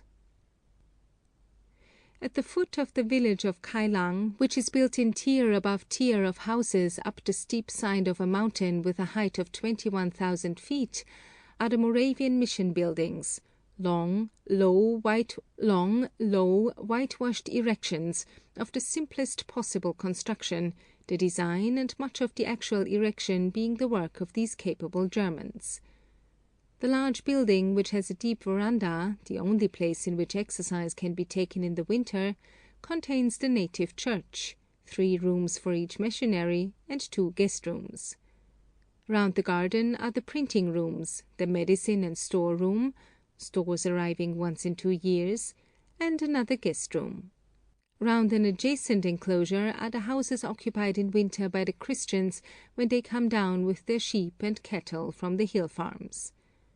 All is absolutely plain, and as absolutely clean and trim. The guest rooms and one or two of the Tibetan rooms are papered with engravings from the Illustrated London News, but the rooms of the missionaries are only whitewashed, and by their extreme bareness reminded me of those of very poor pastors in the fatherland. A garden, brilliant with zinnias, dianthus, and petunias, all of immense size and planted with European trees, is an oasis, and in it I camped for some weeks under a willow tree, covered, as many are, with a sweet secretion so abundant as to drop on the roof of the tent, and which the people collect and use as honey. The mission party consisted of Mr. and Mrs. Shreve, lately arrived, and now in distant exile at Poo, and Mr. and Mrs. Hade, who had been in Tibet for nearly 40 years, chiefly spent at Kailang without going home. Plain living and high thinking were the rule. Books and periodicals were numerous, and were read and assimilated. The culture was simply wonderful, and the acquaintance with the latest ideas in theology and natural science, the latest political and social developments, and the latest concepts in European art would have led me to suppose that these admirable people had only just left Europe. Mrs. Hade had no servant, and in the long winters when household and mission work are over for the day, and there are no mails to write for, she pursues her tailoring and other needlework, while her husband reads aloud till midnight. At the time of my visit in September, busy preparations for the winter were being made. Every day the wood piles grew. Hay, cut with sickles on the steep hillsides, was carried on human backs into the farmyard. Apples were cored and dried in the sun, cucumbers were pickled, vinegar was made, potatoes were stored, and meat was killed and salted. It is in winter, when the Christians have come down from the mountain, that most of the mission work is done. Mrs. Hade has a school of 40 girls, mostly Buddhists.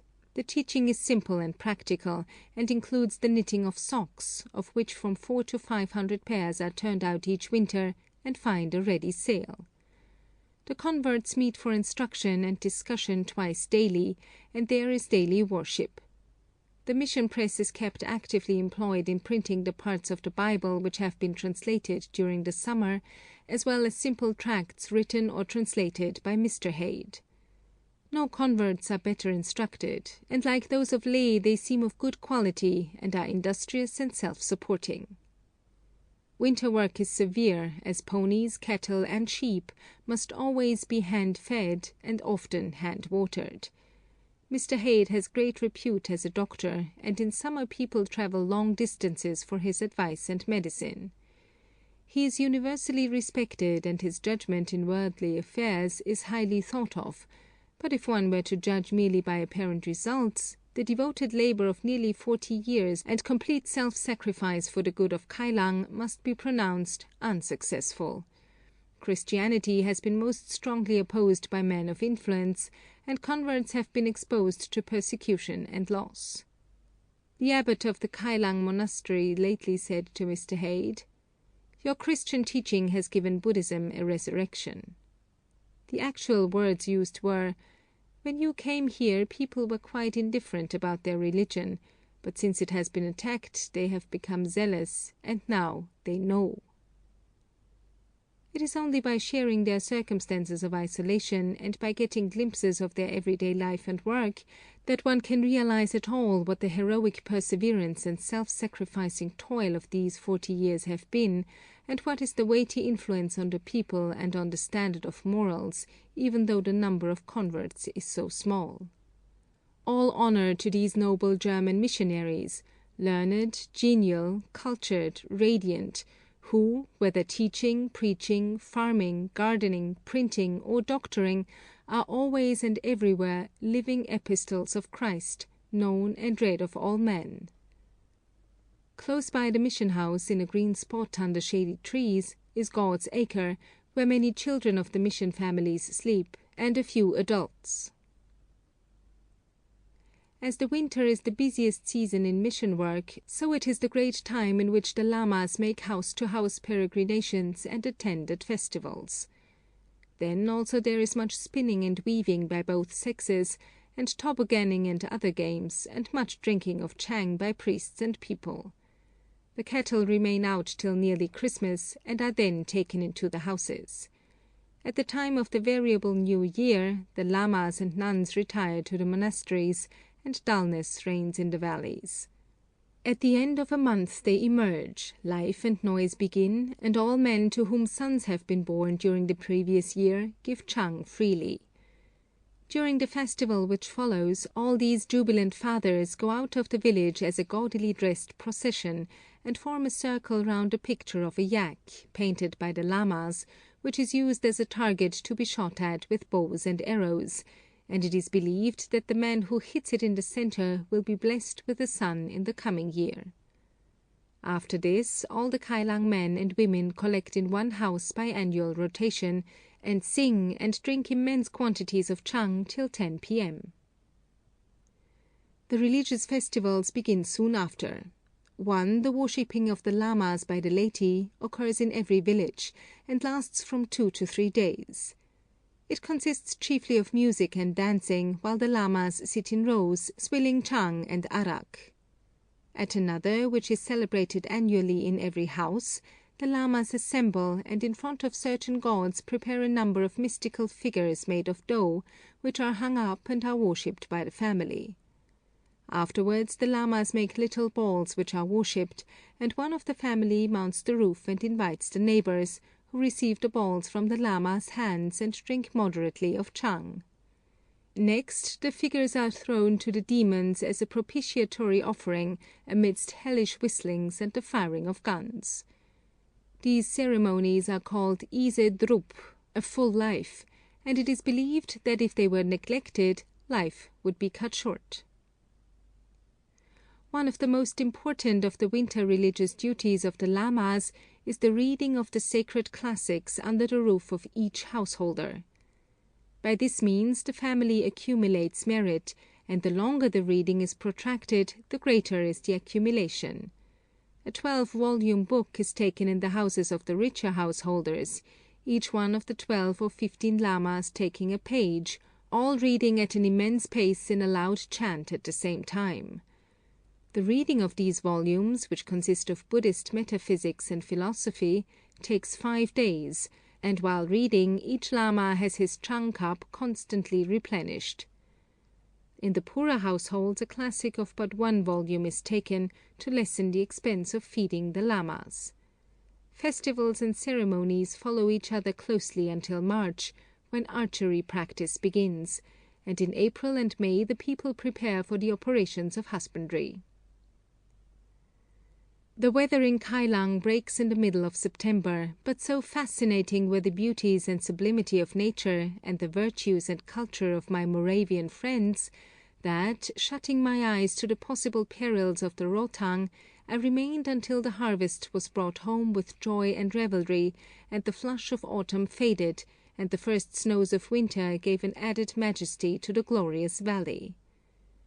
Then, reluctantly folding my tent, and taking the same faithful fellows who brought my baggage from Leh, I spent 5 weeks on the descent to the Punjab, journeying through the paradise of Upper Kulu and the interesting native states of Mandi, Sukhet, Bilaspur, and Bhagat, and early in November reached the amenities and restraints of the civilization of Simla.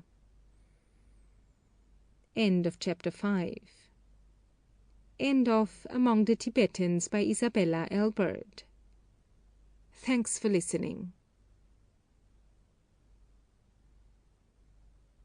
Thank you for listening. Please like, share, and subscribe.